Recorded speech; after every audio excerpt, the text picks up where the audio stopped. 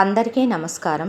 ఈరోజు మనం చెప్పుకోబోయే కథ మెట్టినింటి వాసం. కథలోకి వెళ్ళబోయే ముందు మీరు కనుక మన ఛానల్ని ఫస్ట్ టైం చూస్తున్నట్లయితే తప్పకుండా మన ఛానల్ని లైక్ చేయండి, షేర్ చేయండి, సబ్స్క్రైబ్ చేయండి, బెల్ ఐకాన్ క్లిక్ చేసి ఆల్ అనే బటన్ని ప్రెస్ చేయడం మర్చిపోకండి. ఈరోజు అప్లోడ్ చేసిన ప్రతి కథ ఒక ఆణిముత్యంలా ఉంటుంది. మీరు వినకపోతే గనక ప్రతి కథని ఉదయం నుంచి అప్లోడ్ చేసినవన్నీ ఒకసారి విని ఆనందించండి. మీకు నచ్చితే మీ ఫ్రెండ్స్, ఫ్యామిలీ మెంబర్స్తో షేర్ చేసుకోండి.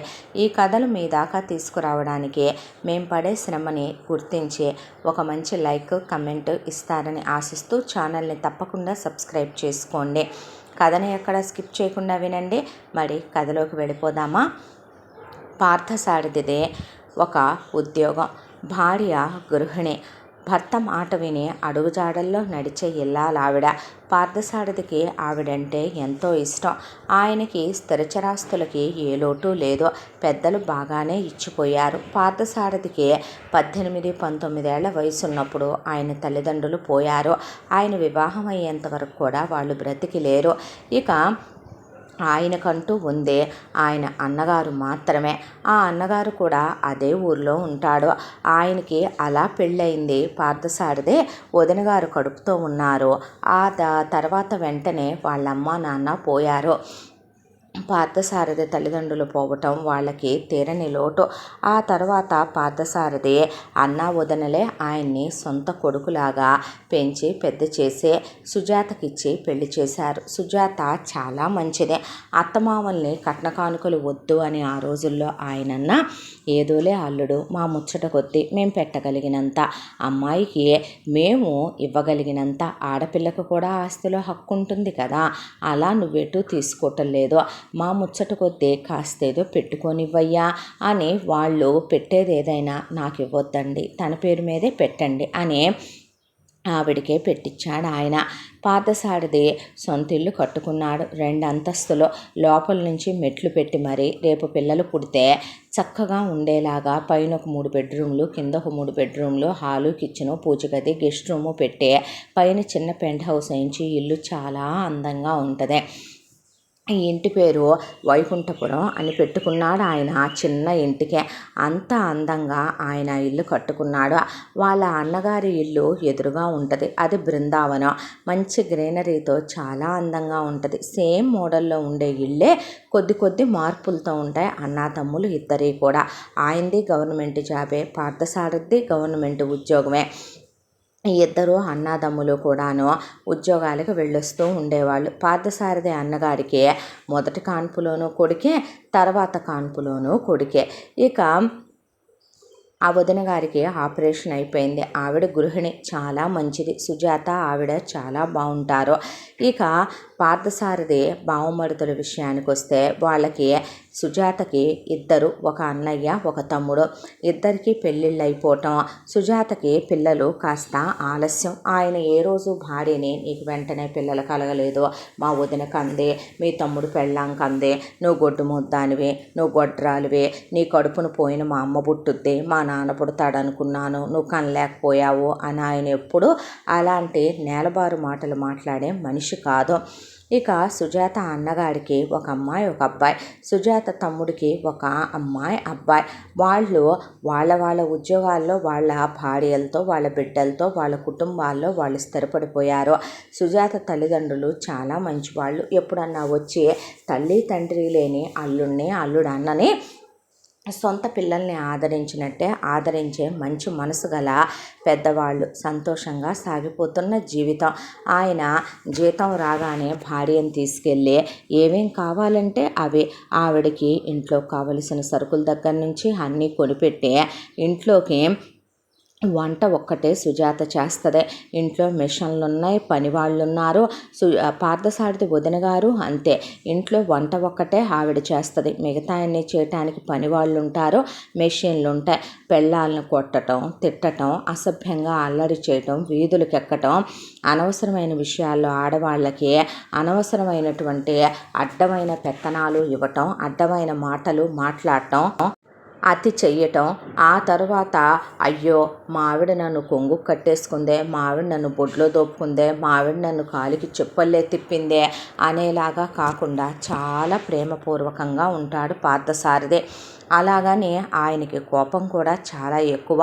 మనిషి ఎదుటివాడు తప్పు చెయ్యనంత వరకు ఆయన ఎదుటి వ్యక్తిని ఒక్క మాట కూడా అండో. ఆ తప్పు చేస్తే అవతల ఉన్నవాడు తనవాడే అయినా తనవాడు కాకున్నా సరే ఆ ఒక తప్పు మాత్రమే భరిస్తాడు ఆయన.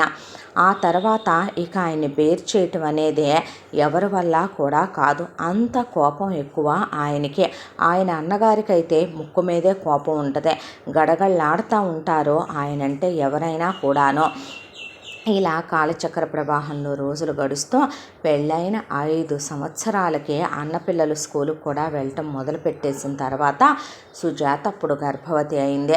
సుజాత గర్భవతి అయిందనేది వాళ్ళ పుట్టింటి వాళ్ళకి, ఇటు పార్థసారథి వాళ్ళకి ఒక సంబరం. ఎవరైనా దేవుడి దగ్గర మాకు వారసులు పుట్టాలనే, మగపిల్లలు పుట్టాలనే, పోయిన మా అమ్మా నాన్నలు పుట్టాలని కోరుకుంటారు. కానీ పార్థసారథి మాత్రం ఉత్తమ లక్షణాలతో కూడిన ఉత్తములైన పిల్లలు పుట్టాలి, జ్ఞాన సంపదతో ఉన్న పిల్లలు పుట్టాలి, మంచి వాళ్ళు పుట్టాలి, వాళ్ళని ఎవరూ వేలెత్తి చూపించనంత దేవతలే నా కడుపును పుట్టారనే లాంటి వాళ్ళు పుట్టాలని మాత్రం భగవంతుడిని కోరుకున్నాడు ఆయన. ఆడపిల్లల మగపిల్లల అసలు ఎలాంటి వాటి గురించి ఆయన ఆలోచించిందే లేదో. ఆ తరువాత సుజాతకి మొదటి కాన్పులో సీమంతాలు అవి అయిన తర్వాత ఆసుపత్రిలో ప్రసవించి పాప పుట్టిందే. అరవింద అని పెట్టారు. అందమైన కళ్ళతో తండ్రిని అలా చూస్తుంటే పిల్లని ఫస్ట్ టైం మీకు పాప పుట్టిందండి అని ఆయన చేతికి ఇవ్వగానే గుండెలకి హత్తుకున్న ఆ క్షణాలు, ఆయన తండ్రిగా ఒక పదవిని పొందాను అనే దానికన్నా ఆయనకి నిజం చెప్పాలంటే గనక ఆ అష్టలక్ష్మీదేవులు, ఆ దేవతలందరూ కలిసి ఆ ఆదిశక్తి తన కడుపును పుట్టినంత ఆనందపడిపోయాడు ఆయన. పాప పాదాలను ముద్దు పెట్టుకుంటూ నా తల్లి, నా బంగారు కొండ అని ఆయనకు ఆడపిల్లలనే వివక్ష అస్సలు ఉండదు.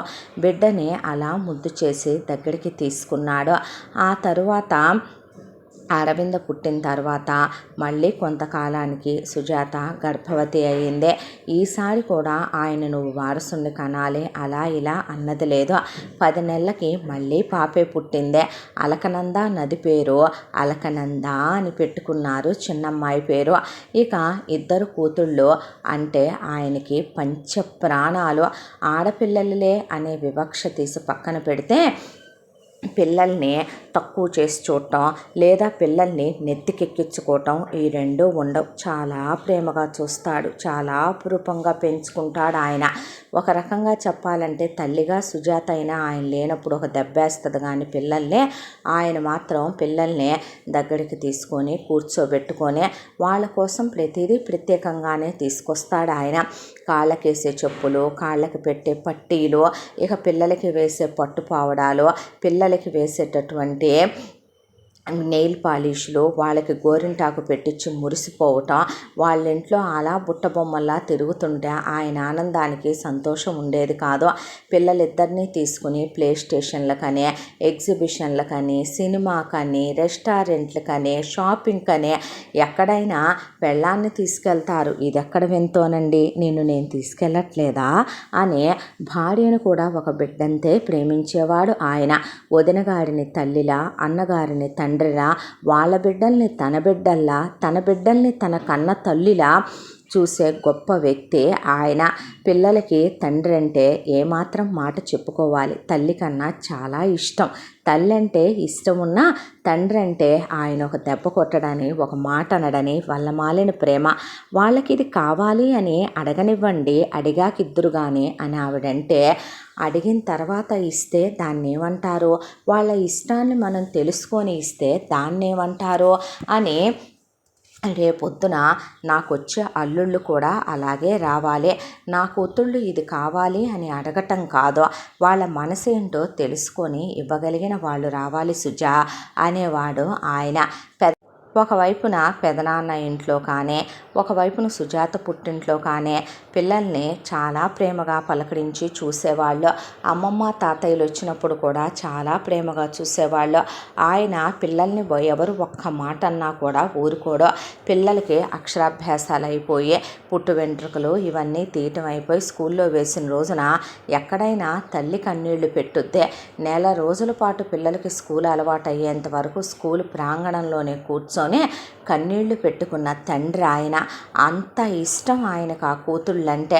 ఆ తర్వాత పిల్లల్ని స్కూలుకు పంపిస్తూ పిల్లల ఆసక్తి మేర పిల్లలు నేర్చుకుంటామన్నాడని పెద్దమ్మాయే తన బుడిబుడి అడుగుల పాదాలతో అది చూడవే, నిన్నటిదాకా తప్పటడుగులు వేస్తున్న దాని కాళ్ళు ఈరోజు నాట్యం చేస్తానంటున్నాయి అనే చాలా పెద్ద డాన్స్ మాస్టర్ దగ్గర పెద్దమ్మాయినే డాన్స్ నేర్చుకోవటానికి పెట్టి రెండో అమ్మాయి నేను మ్యూజిక్ నేర్చుకుంటానందని వీణ వైలిన్ ఇలాంటివన్నీ ఇష్టం రెండో అమ్మాయికి.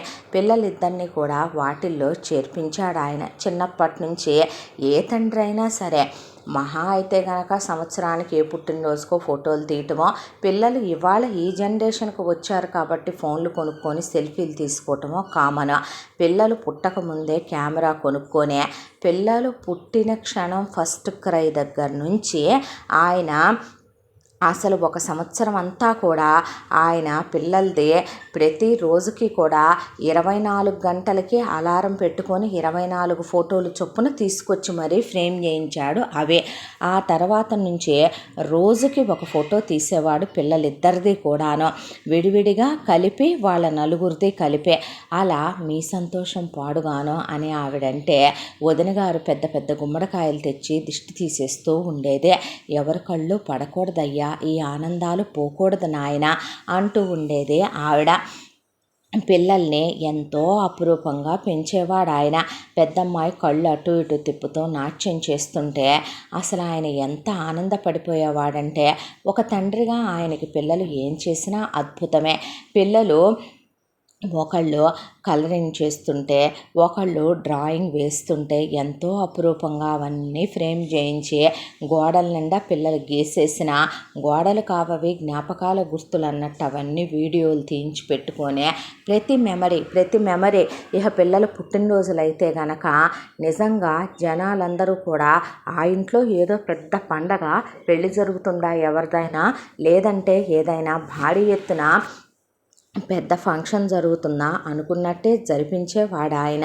పిల్లల్ని స్కూల్లో వేసినప్పుడు కూడా మీరు చదువు చెప్పకపోయినా పర్వాలేదు, నేను మిమ్మల్ని ప్రశ్నించను, కానీ పిల్లల్ని వివక్షతో చూడటం, విదిలించటం, కొట్టటం, తిట్టటం, పిల్లల్ని డిగ్రేడ్ చేసి మాట్లాడటం, ఒకళ్ళు ఎక్కువ ఒకళ్ళు తక్కువ అంటాం, పిల్లల్ని ముందు బెంచ్లు వెనక బెంచ్లను మార్చటం, వాళ్ళని మానసికమైనటువంటి టార్చర్లు చేయటం, ఇలాంటివి చేస్తే మాత్రం నేను అస్సలు ఊరుకోనండి.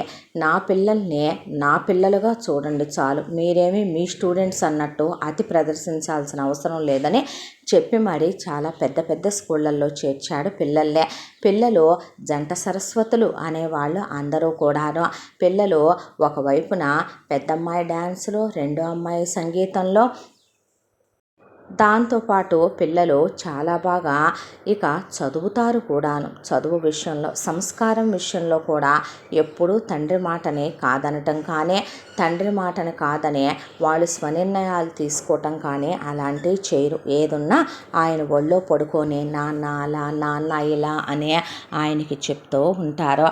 ఆవిడ లేవండే అంటే ఆగు, నువ్వు కంగారు పడకు, అలా విదిలిస్తున్నట్టు లేపకు, అలా మాట్లాడొద్దని చెప్పాను కదా సుజా నీకు అనే, అమ్మా బంగారు తల్లులు లేవండమ్మా అంటే మాన్సూన్ సీజన్లో కానీ, వర్షం క్లైమేట్ ఉన్నప్పుడు కానీ, చలిగా ఉన్నప్పుడు కానీ పిల్లలు లేవలేమంటే పర్వాలేదులే పడుకోండి అనే.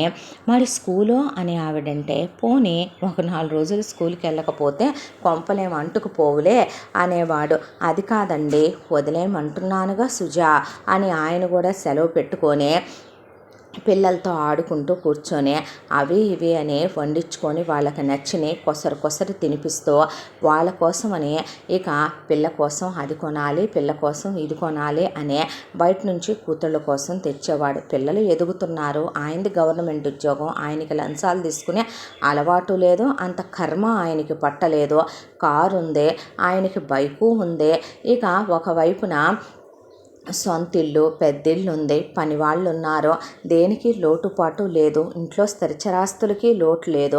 దాంతో ఒకవైపున పాడే నగలు పుట్టింటి వాళ్ళు అత్తింటి వాళ్ళు పెట్టినప్పటికీ వాటి మీద రేపొద్దున భార్యకు మాత్రమే హక్కు ఉంటుంది.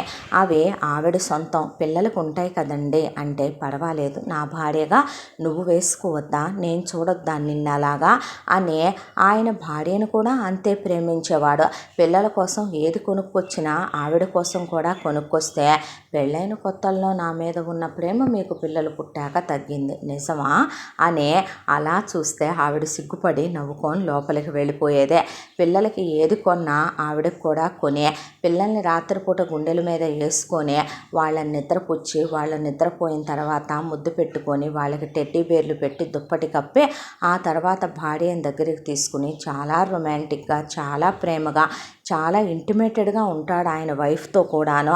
ఇక భార్యని ప్రతిరోజు కూడాను ఆవిడ కాళ్ళకు పట్టీలు పెట్టడం, ఆవిడ కాళ్ళు ముద్దు పెట్టుకోవటం, ఆవిడకి మెట్టెలు పెట్టడం, ఆవిడకి నడుం గొలుసు పెట్టడం, వంట చేస్తుంటే వెనక నుంచి కౌగిలించుకొని ఆవిడకి ముద్దు పెట్టడం, ఆఫీస్కి వెళ్ళేటప్పుడు ఆవిడ పెదవుల మీద ముద్దు పెట్టుకోవటం, తల్లో పూలు పెట్టడం, ఆవిడతోనూ చాలా ప్రేమగా ఉంటాడు. అసలు ఏ లోటు ఉండదు ఆయన విషయంలో. ఒక భర్తగా, ఒక తండ్రిగా అలాంటి వ్యక్తి దొరకటమే నిజంగా ఒక ఆడదాని అదృష్టమేమో, ఆ పిల్లలు చేసుకున్న పుణ్యమేనేమో అనుకునేవాళ్ళు అందరూ కూడా. వాళ్ళ భవిష్యత్తులకి ఢోకా లేకుండా ఆయన ముందే ఉన్న ఆస్తి పిల్లలిద్దరికీ చెరుసగం, దాంతో పిల్లలకి నగలు చేయించాలి అనే ఇక దగ్గర కూర్చుని, వదిన 7 వారాల నగలంటే ఏమిటి అని అడిగాడు వాళ్ళ వదిన్నే. ఆవిడ, పార్దు 7 వారాల నగలంటే ఈ రోజుల్లో అమ్మలక్కలు వాటికి అర్థాలు మార్చేశారులే కానీ, అబ్బో ఇవాళంట ముక్కు పుడక కెంపుది పెట్టారంట, చెవలకు ముత్యాలవి పెట్టారంట, ఏలుకేమో కనకపుష్యరాగం పెట్టారంట, ఇలా అర్థాలు మార్చారులే కానీ పార్దు అవి కాదమ్మా. 7 వారాల నగలు అంటే ఒక్కొక్క రోజున ఒక్కొక్క వారాధిపతి ఎవరుంటాడో ఆయనకి సోమవారం అనుకో చంద్రుడు, ఆదివారం అనుకో సూర్యుడు అంటే కెంపులు, ఇలా శనివారం అనుకో నీలాలు, ఇలా 7 రోజులు 7 వారాల నగలు మొత్తం చేయిస్తారు. మొత్తం అంటే ఏమేంటి వదిన గారు అని అడిగితే, అవి తలకు పెట్టుకునే పాపడి బిళ్ళ దగ్గర నుంచి, సూర్యవంక చంద్రవంక దగ్గర నుంచి, జడబిళ్ళల దగ్గర నుంచి కాలికి పెట్టే పట్టీలు మెట్టెల వరకు నాన్న అని ఆవిడ చెప్పి, ఇక ఇదిగో మీ అన్నయ్య దేనికి పెడదాం అనుకుంటున్నారుగా మన దానికి అని ఆయన అన్న కూతురికి చేయించబోతున్నామని ఆవిడ అందే. అంటే ఆయన కూడా కూతుళ్ళకి వెళ్ళి పనిమాల పాత బంగారపు నగలు చేసే ఒక పెద్ద ఆయన్ని కలిసి ఇలా 7 వారాల నగలు 7 సెట్లు చొప్పున తన పెద్ద కూతురికి 7 సెట్లు చొప్పున రెండో కూతురికి కావాలని చెప్తే, ఈ రోజుల్లో కూడా అలా చేయించే వాళ్ళు ఉన్నారా అని ఆయన ఆశ్చర్యపోయాడు. అవి చేయించిన తర్వాత కూతుళ్ళకి వేసి చూసుకొని అవి బీరువాలో పెట్టేసిన తర్వాత తీసుకెళ్ళి లాకర్లో పెట్టి తమ్ముడు అని అన్నగారు చెప్తే దాచిపెట్టే, జదావు సెట్లు కొత్తగా వచ్చినాయి అంటే అవే, నగిషీ సెట్లు కొత్తగా వచ్చినాయి అంటే అవే, యాంటిక్ సెట్లు కొత్తగా వచ్చినాయి అంటే అవే, డైమండ్ సెట్లు కొత్తగా వచ్చినాయి అంటే అవే. అలా పిల్లలకి ఇక ఇది ఉంది ఇది లేదు అనకుండా వాళ్ళకు ముక్కు పుడక దగ్గర నుంచి అన్ని రకాల నగలు. మరి నిజం చెప్పాలంటే 7 జన్మలెత్తినా అలాంటి తండ్రి దొరకడేమో, అలా ఏ తండ్రి కూతుళ్ళ గురించి అంత ఆలోచించడేమో. మహా అయితే కనుక మగపిల్లలతో సమానంగా చదువు చెప్పిస్తున్నాం కదా, మహా అయితే కనుక కట్నాలు పడేస్తున్నాం కదా, ఏ అమెరికా సంబంధాలో చూసి ఇచ్చి పంపించేస్తే గుండెల మీద బరువు దిగిపోద్ది కదా, లేదంటే కనుక ఉన్నది మొత్తం కూతురికి దోచిపెట్టి కొడుకుల చేతికి చెప్పించి అడుక్కు తినమని చదువుకున్నారు కదరా ఎదవల్లారా, ఉద్యోగాలు చేసుకొని ఆన్ సైట్ వస్తే వెళ్ళి ఏ అమెరికాలోనూ అడుక్కు తింటూ కట్నం ఇచ్చేదాన్ని ఒక దాన్ని చూసి మీరు ప్రేమించిన వాళ్ళని టైంపాస్కి లవ్ చేసి మర్చిపోయి కట్టలిచ్చే వాళ్ళని పెళ్లి చేసుకొని సెటిల్ అయిపోండి అని చెప్పే అమ్మా నాన్నలు ఉన్న ఈ రోజుల్లో ఆయన మాత్రం అలా ఎప్పుడూ ఆలోచించలేదు. పిల్లలకి చాలా గ్రాండ్గా ఓణీల ఫంక్షన్లు జరిపించాడు. ఇక పిల్లలకి చాలా గ్రాండ్గా మెచ్యూర్ ఫంక్షన్లు జరిపించారు. అయిపోయి పిల్లలు పెరిగి పెద్దవాళ్ళు అవ్వటం మొదలుపెట్టారు. పిల్లలు ఇద్దరూ కూడాను మేము ఇంజనీరింగ్లు చదవం నాన్నగారు అంటే, అలాగేనమ్మా, మీకు ఏది నచ్చితే మీరు అలాగే చదువుకోండి, మీకు ఏం చెయ్యాలనిపిస్తే అలాగే చెయ్యండి అమ్మా. కాకపోతే అంతా తండ్రి ప్రేమలో కూడా కూర్చోబెట్టుకొని ఆయన పిల్లలకి ఒక విచ్చలవిడితనం నేర్పించాడు కాదు, ఒక బజారుతనం అంటే అసలు వాళ్ళకి తెలియదు. పిల్లలు వంచిన తల ఎత్తేవాళ్ళు కాదు, పెద్దలకు ఎదురు చెప్పేవాళ్ళు కాదు. పూజ పునస్కారం వ్రతాలు నోములు దైవభక్తి మెండుగా ఉండేది పిల్లలకే. దానికి తోడు పెద్దలంటే ఎంతో గౌరవం, ఎవరింటికి వచ్చినా నమస్కారం అనే పిల్లలు సంస్కారంతో మాట్లాడేవాళ్ళు. దాంతోపాటు పార్థసారథి అన్న కూతురుకైనా కాస్త గర్వం ఎక్కువ. ఆయన బాగా ఉతికేవాడు పార్థసారథి అన్న, ఆవిడ కొట్టేదే. ఆ అమ్మాయికి ఆ ధోరణి అలవాటైపోయింది. పిల్లాడు చాలా మంచోడు, పార్థసారథి అన్న కొడుకు స్వరూపు చాలా మంచోడు. అసలు ఏదైనా నిజాన్ని నిజంలా చెప్తాడనే దాని స్వరూపాన్ని చూపించేస్తావురా నువ్వని నవ్వుతూ ఉంటారు.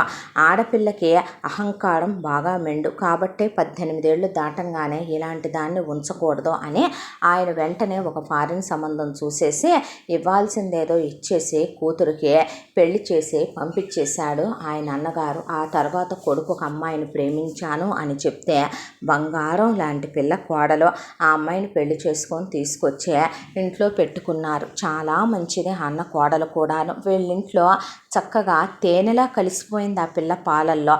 రెండు కుటుంబాల్లో కూడా కోడల అమ్మాయే కాబట్టి ఇక ఒక్క పొరపచ్చం కూడా లేకుండా భార్యాభర్త ఉద్యోగాలకు వెళ్ళొస్తూ ఒక్క మాట అందు పార్థసారథి వదిన, అన్నగారు అసలు అనడు. ఇలా సంతోషంగా ఉండేది వాళ్ళ కుటుంబం కూడాను. ఇలా కూతుళ్ళ విషయంలో చిన్నప్పటి నుంచి కూడా ఆయనకి భార్యను కానీ కూతుళ్ళను కానీ నిండుగా చూసుకోవటం అంటే చాలా ఇష్టం.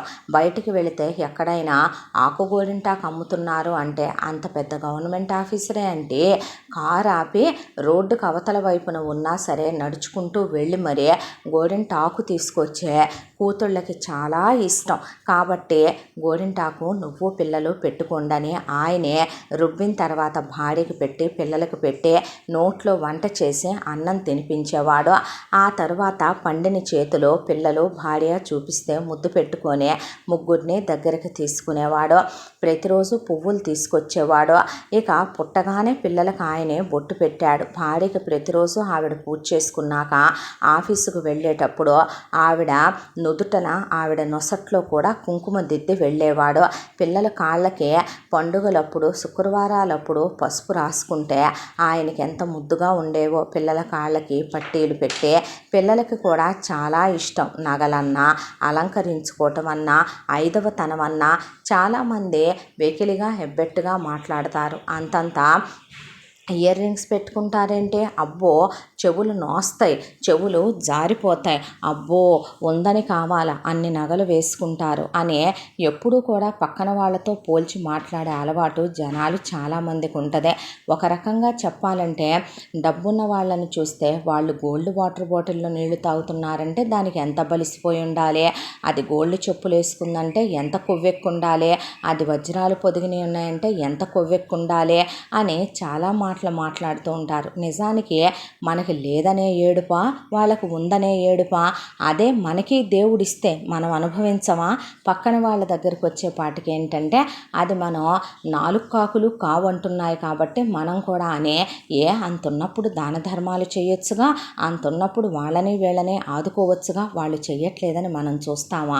వాళ్ళు ఏ జన్మలో చేసుకున్న పుణ్యమో దేవుడు వాళ్ళకి అలాంటి జీవితం ఇచ్చాడో ఈ జన్మలోనైనా మన నోరనే దాంతో మనం పాపాలు చేయకుండా ఉంటే దేవుడు రాబోయే అయినా మనకు ఉత్తమమైన జన్మలు ఇస్తాడు అనుకోరు జనాలు. అలా కాకుండా జనం ఎప్పుడూ కూడా ఎదుటివాడిని ఎత్తిపోసుకోవాలి, ఎదుటివాడిని తిట్టకుండా తిట్టాలి. చాలామంది అనుకుంటారు ఒక మాట అంటే తప్ప అని. తప్పే. ఎందుకంటే ఎవరిని దూషించే హక్కు, ఎవరిని తక్కువ చేసే మాట్లాడే హక్కు దేవుడు మనకి ఇవ్వలేదే. ఆయన చేయాల్సినవన్నీ మనమే చేసేస్తే ఇంకా మనమెందుకు? ఎవడి తప్పొప్పులకి, ఎవరి కలమ ఫలాలకి తగినటువంటి జన్మలు దేవుడు వాళ్ళకి ఇస్తాడు. అది వాళ్ళు చేసుకున్న అదృష్ట దురదృష్టాల మీద ఆధారపడి ఉంటుంది. దానికి మనమెందుకు ఒకళ్ళకి పడి ఆడవాలి? బాగున్నారు, కొంతమంది కోట్లు సంపాదించుకుంటారు. ఎవడో పునుగులు బండి బజ్జీల బండి పెట్టిన వాడు కూడా కోట్లు ఆర్జించిన వాడు ఉన్నాడు. చాలామంది కథలు మనం వింటూనే ఉంటాము. ఇంటింటికి న్యూస్ పేపర్లు వేసుకునే వాళ్ళు, అగరబత్తీలు అమ్మేవాళ్ళు కూడా కోట్లు సంపాదించిన వాళ్ళు ఉన్నారు. అలాగని అమ్మే వాళ్ళందరూ సంపాదిస్తున్నారా అంటే అది ఎప్పటికీ జరగని పని. అదృష్టం అనేది ఉండాలి, దేవుడు దయ అనేది ఉండాలి, వాళ్ళ పూర్వజన్మ సుకృత ఫలాలు అనేది ఉండాలి. మనకి లేదు, వాళ్ళకుంది, బాగున్నారు, మంచిదే కదా. మళ్ళీ వచ్చే జన్మంటూ ఉంటే భగవంతుడు మన కూడా చల్లగా చూడాలి అనుకోవాలి. కొమ్మరి భీము తన కుమ్మరి అయ్యుండి కుండలి చేసుకుంటూ అతను భక్తితో వేసేటటువంటి మట్టితో చేసేటటువంటి పువ్వుల్ని స్వీకరించిన ఆ శ్రీనివాసుడు తొండమాన్ చక్రవర్తి పెట్టిన బంగారు పూలని సైతం పక్కకు తోసేశాడంట. మరి ప్రేమ ఎందులో ఉందే? అలా అనుకుంటే చక్రవర్తి బంగారు పూలల్లో లేదా అంటే ఆయన కొమ్మరి భీముని ఆ జన్మలోనే వైకుంఠానికి తీసుకెళ్తే మరో జన్మెత్తి మరీ రావాల్సి వచ్చిందంట తొండమాన్ చక్రవర్తి. మనం ఎప్పుడు అహంకారంతో దేన్ని సాధించాలనో, ఎదుటి వాళ్ళ మనసు కష్టపెట్టాం కదా, బాగా కడిగొచ్చానబ్బా, బాగా అడిగొచ్చానబ్బా, మొహం వాచిపోయేలా మాట్లాడొచ్చానబ్బా, వాళ్ళు తలెత్తుకోలేకపోయారబ్బా, అది వాళ్ళు తలెత్తుకోలేకపోవటం కాదు, చీ కుక్కలు, ఇలాంటి వాళ్ళతో మనం మాట్లాడి ఉపయోగం ఏముంది? వీళ్ళది ఒక జన్మేనా? ఎందుకు అనవసరంగా వీధి కుక్కలు లాంటి వీళ్ళతో మనం మాట్లాడటం? అది మన విలువని తగ్గించుకోవటం అయిపోదా అని పక్కకు వెళ్ళిపోతున్నారేమో, ఒకసారి ఆలోచించుకోవాలేమో కదో.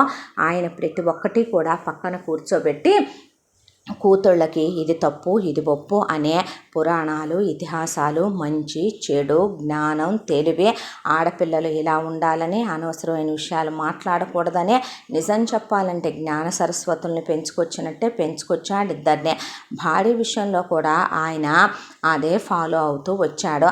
కాలచక్ర ప్రవాహంలో రోజులు గడిచిపోతూ పెద్దమ్మాయి ఇంటర్ అయిపోయి ఫైన్ ఆర్ట్స్కి సంబంధించిందే, తన నాట్యానికి సంబంధించినటువంటి దాంట్లోనే పెద్దమ్మాయి నేను చదువుకుంటాను నాన్న అని, అది సంగీతానికి సంబంధించింది చదువుకుంటానని చిన్నమ్మాయి చెప్తే అలాగే నన్నాడు ఆయన.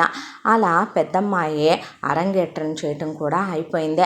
ఎక్కడెక్కడో పెద్ద పిల్ల ప్రదర్శనలు ఇస్తుంటే తండ్రిగా వెళ్ళి వాళ్ళ చప్పట్లు వింటూ ఆయన ఆనందానికి అవధులు ఉండేవి కాదు.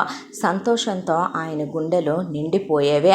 ఆ తరువాత పిల్లలే పెద్ద పెద్ద ఫోటోలు చేయించి, నిలువెత్తు ఫోటోలు, 6 అడుగుల ఫోటోలు, పెద్ద పెద్ద పెయింటర్స్ని పిలిపించి పిల్లలవి క్యాన్వాసుల మీద వేసినటువంటి పెయింటింగ్లు వీళ్ళంతా ఒక ప్రయోగశాల చేసేసారండి అంటే నవ్వేవాడు ఆయన. పిల్లలతో ఉన్న ఏ జ్ఞాపకాన్ని ఆయన మిస్ చేసుకోవాలనుకోలేదో. ఏ జన్మలో ఏ పుణ్యం చేసుకుంటే నీకు పుట్టామో నాన్న అని పిల్లలు ఫాదర్స్ డేకి ఆయనతో అంటే కళ్ళల్లో నీళ్లు తిరిగి, లేదమ్మా నేనే ఏ జన్మలో ఏ పుణ్యం చేసుకుంటే బంగారు తల్లులైనా మిమ్మల్ని కన్నాను అనుకునేవాడు ఆయన. పిల్లలు నిండుగా ఉండేవాళ్ళు ఎప్పుడు. తల్లో పూలు, ముఖాన బొట్టు, గడ్డానికి గంధం, మంచి పర్ఫ్యూము వేసుకునే పిల్లలు ఒళ్ళంతా బట్టలు కట్టుకుని, కాళ్ళకు మువ్వల పట్టీలు, చేతుల నిండా గాజులు, వేళ్లకు ఉంగరాలు. పెద్దమ్మాయి నాన్న నగలు తీసుకుంటుంటే నాకు పెద్ద పెద్ద కమ్మలు కావాలి అంటే ఆ షాపులోనే ఉన్న అన్నిటికన్నా పెద్ద పెద్ద కమ్మలు కొనిపెట్టాడు. చిన్నపిల్ల నాన్న నాకు పెద్ద పెద్దవి నాకు నెక్లెస్ సెట్లు కావాలంటే అలాగే కొనిచ్చాడు. ఆయనకి ఎంతో అపురూపం ఆయన బిడ్డలంటే. ఎవరి స్థాయి స్తోమతను బట్టి వాళ్ళు వాళ్ళ పిల్లల్ని ప్రేమిస్తారు తల్లి. మీకు ఒక విషయం చెప్పనా? ఒక రోజువారీ కూలి అయినా సరే పొద్దున్నుంచే సాయంత్రం వరకు వాడు కష్టపడేది వాడి భార్య బిడ్డల కోసం. వచ్చేటప్పుడు వాడు ఒక మూర మల్లెపూలు తీసుకొని భార్య బిడ్డల కోసం ఏ పునుగులో బజ్జీలో ఒక 10 రూపాయలో 20 రూపాయలో పొట్లం కట్టించుకొని తెచ్చే దాంట్లో కూడా కూడా ఉండేది వాడి ప్రేమేనమ్మా, వాడి మమకారమే. అది అర్థం చేసుకునే విధానాలే వేరని చెప్పేవాడు తప్ప మనం గొప్ప, మనకింత ఉంది, నేను మీకు కొంటున్నాను, మీరు అసలు ఎదుటి వాళ్ళంటే లెక్క లేకుండా ఉండాలి అని ఆయన ఎప్పుడూ అనేవాడు కాదు. ఖరీదైన నగల్లో, ఖరీదైన వజ్రాల్లో కాదమ్మా ప్రేమలు ఉండేదే, మనసులో ఉంటుంది ప్రేమ. ఆ ప్రేమని చూపించటానికి ఇదొక మార్గం అంతే అని నవ్వేసేవాడు ఆయన. ఇలా రోజులు గడిచిపోతూ పెద్దమ్మాయి చదువు పూర్తయిపోయింది. పెద్దమ్మాయి చదువు పూర్తయిన తర్వాత, నాన్న ఎవరినైనా ప్రేమించావురా అని అడిగితే, మీ దగ్గర నాకు భయం ఏంటి నాన్న, ప్రేమిస్తే స్నేహితుడి కన్నా ఎక్కువ మీరు మాకు, మీ దగ్గర చెప్పమా, మీకు చెప్పకుండానే నేను ఎవరినైనా సరే ప్రేమిస్తానా, మీకు చెప్పి ప్రేమించి ఉండేదాన్ని కదూ, అలాంటిదేమీ లేదు నాన్న అనే. అరవింద అంటే, చూసారా మీ నాన్న లాంటి నాన్న ఉన్న మీలాంటి కూతుళ్ళేమో ఎవరినైనా ప్రేమించారా అని మీ నాన్న అడిగితే లేదు అని మీరు చెప్తారు. అదే కొంతమంది నాన్నలుంటారు చూసారా, చండశాసనం ఉండేవాళ్ళు, మీరు అడిగేస్తే తప్పు, కూర్చుంటే తప్పు, నుంచుంటే తప్పు, మీరు అసలు పక్కింటి వాళ్ళతో మాట్లాడకూడదు, ఎదురింటి వాళ్ళతో మాట్లాడకూడదనే ఊపిరాడకుండా ఒక డబ్బాలో పెట్టి పెంచుతారు చూసావా కూతుళ్ళనే. అలాంటి ఎదవల కూతుళ్ళేమో డైరెక్ట్గా లేచిపోయి కులాంతర, మతాంతర, దేశాంతర వివాహాలే చేసుకుంటున్నారు అని సుజాత నవ్వేసి వెళ్ళిపోయింది అక్కడి నుంచి. పిల్ల ఎవరిని ప్రేమించలేదు అందే. ఆయన వరకు ఆయన ఒక అల్లుణ్ణి ఎలాంటి వాడిని తెచ్చుకోవాలనుకున్నాడంటే, తండ్రి లాంటి వాడిని. అచ్చో ఆయన ఎంతైతే తన పిల్లల్ని ప్రేమిస్తాడో తనని మించి ప్రేమించాలి రాబోయే అల్లుడు. అదే ఆయన ఫిక్స్ అయిపోయిన విషయం. ఇక ముఖ్యంగా ఆయన తీసుకున్న మరొక నిర్ణయం ఏంటంటే, అన్నగారు ఆయన కూర్చుని ఒకటే మాట్లాడుకున్నారు. ఏం పార్థు అని అన్నగారు అడిగితే, నేను కొన్ని అనుకుంటున్నాను అన్నయ్య అని పెళ్ళిళ్ళ పేరైన రమ్మనమని చెప్పి కూర్చోబెట్టి, చెప్పండి అయ్యా ఎలాంటి సంబంధం కావాలి అని అడిగితే, నువ్వు ఎన్ని వేల సంబంధాలు వెతుకుతావన్నది కాదు, నువ్వు ఎంత సంభావన తీసుకుంటావన్నది కాదు, మాకు అబ్బాయి మాత్రమే కాదు అబ్బాయి కుటుంబం కూడా నాకు చాలా ఇంపార్టెంట్. ముఖ్యంగా అబ్బాయి తండ్రి నీతిమాలిన వాడు కాకూడదు, కోడల్ని కూతుర్లా చూసుకోవాలి. కొంతమంది మామలు చాలా దురుద్దేశాలు కలిగి ఉంటారు. అలాంటి దుర్బుద్ధితో ఉన్న వెధవల్ని, దురలవాట్లు ఉన్న వెధవల్ని నువ్వు వెతక్కో.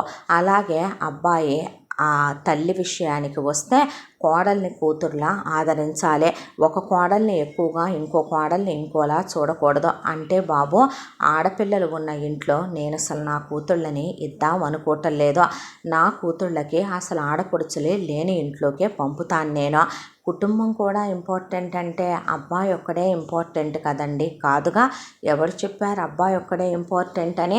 అసలు కొడుకులకి సగం తలగడ మంత్రాలు కోడళ్ళు వేస్తారు, తలగడ మంత్రాలు వాళ్ళకు వచ్చే పెళ్ళాలు వేస్తారనే ప్రతి తల్లి సగం కొడుకు తల దువ్వుతూ, కొడుక్కి అన్నం ముద్దలు పెడుతూ, కొడుక్కి తలస్నానాలు చేస్తూ, వీపులు రుద్దుతూ, కొడుకులకి కోడళ్ళు ఎప్పుడు బయటికి వెళ్తారా అని చూసి పక్కనే కూర్చొని మెల్లగా సూదిలోకి దారం ఎక్కించినట్టు సగం ఎక్కిచ్చేదే అత్త అనేటటువంటి ఒక పదార్థం. ఈ భూమి మీద దేవుడి సృష్టిలో మారింది ఏంటో తెలుసా పంతులు గారు మీకు? మీ ఇంట్లోనూ ఉంటాయిలేండి, మీరు బయటకు చెప్పుకోవట్లేదు. మా అమ్మ పోయింది కాబట్టి మంచిదని అనుకుంటాంలే కానండి, మా అమ్మ ఉంటే మా అమ్మకు కూడా మా వదినలో, నా భార్యలో లోపాలే కనపడతాయి. నిజం చెప్పమంటారా, అప్పటి వరకే అమ్మల్లా ఉన్న వాళ్ళు సడన్గా కోడలు అనేటటువంటి పదార్థం లైఫ్ల్లోకి, కొడుకుల జీవితాల్లోకి వచ్చేసరికి అత్త అనే పురుగేదో వాళ్ళని తొలిచేస్తుంది మైండ్లోకి. అలా కాకుండా ఉండే సంబంధం కావాలండి నాకు. ఆడపిల్లలు వద్దు అంటే కష్టం కదండి. మీరు ఆ సంబంధం తీసుకురాలేకపోతే వదిలేయండి, నేను ఇంకో 10 మందిని పెట్టైనా వెతికించుకుంటా. మీకు ఇంకో విషయం చెప్పనా, పెద్ద కోడలు మేనగోడలను, పెద్ద కోడలు వాళ్ళ మొగుడు స్నేహితుడు కూతురనో, పెద్ద కోడలు ఆవిడ స్నేహితురాలు కూతురనో, పెద్ద కోడలు పక్కింట్లో పెరిగిందనో, పెద్ద కోడలు చిన్నప్పటి నుంచి తెలుసనో, పెద్ద కోడలు వాళ్ళు అనువుగా ఉండేటటువంటి తత్వంతో ఉందనో, పెద్ద కోడలంటే ఇష్టం, చిన్న కోడలంటే వివక్ష, లేదా చిన్న కోడలంటే ఇష్టం, మా అమ్మాయి పెద్ద కోడలుగా వెళ్ళేటట్టయితే వివక్ష, ఇలాంటి మాటలు మాట్లాడితే మాత్రం నేను అస్సలు ఊరుకోను. ఎందుకంటే మనిషికి 2 కళ్ళు ఎలాగో నాకు నా కూతుళ్ళిద్దరూ అలాగా. ఒక కన్నుకి దెబ్బ తగిలితే రెండో కంట్లో నుంచి కన్నీళ్లు రావా చెప్పండి?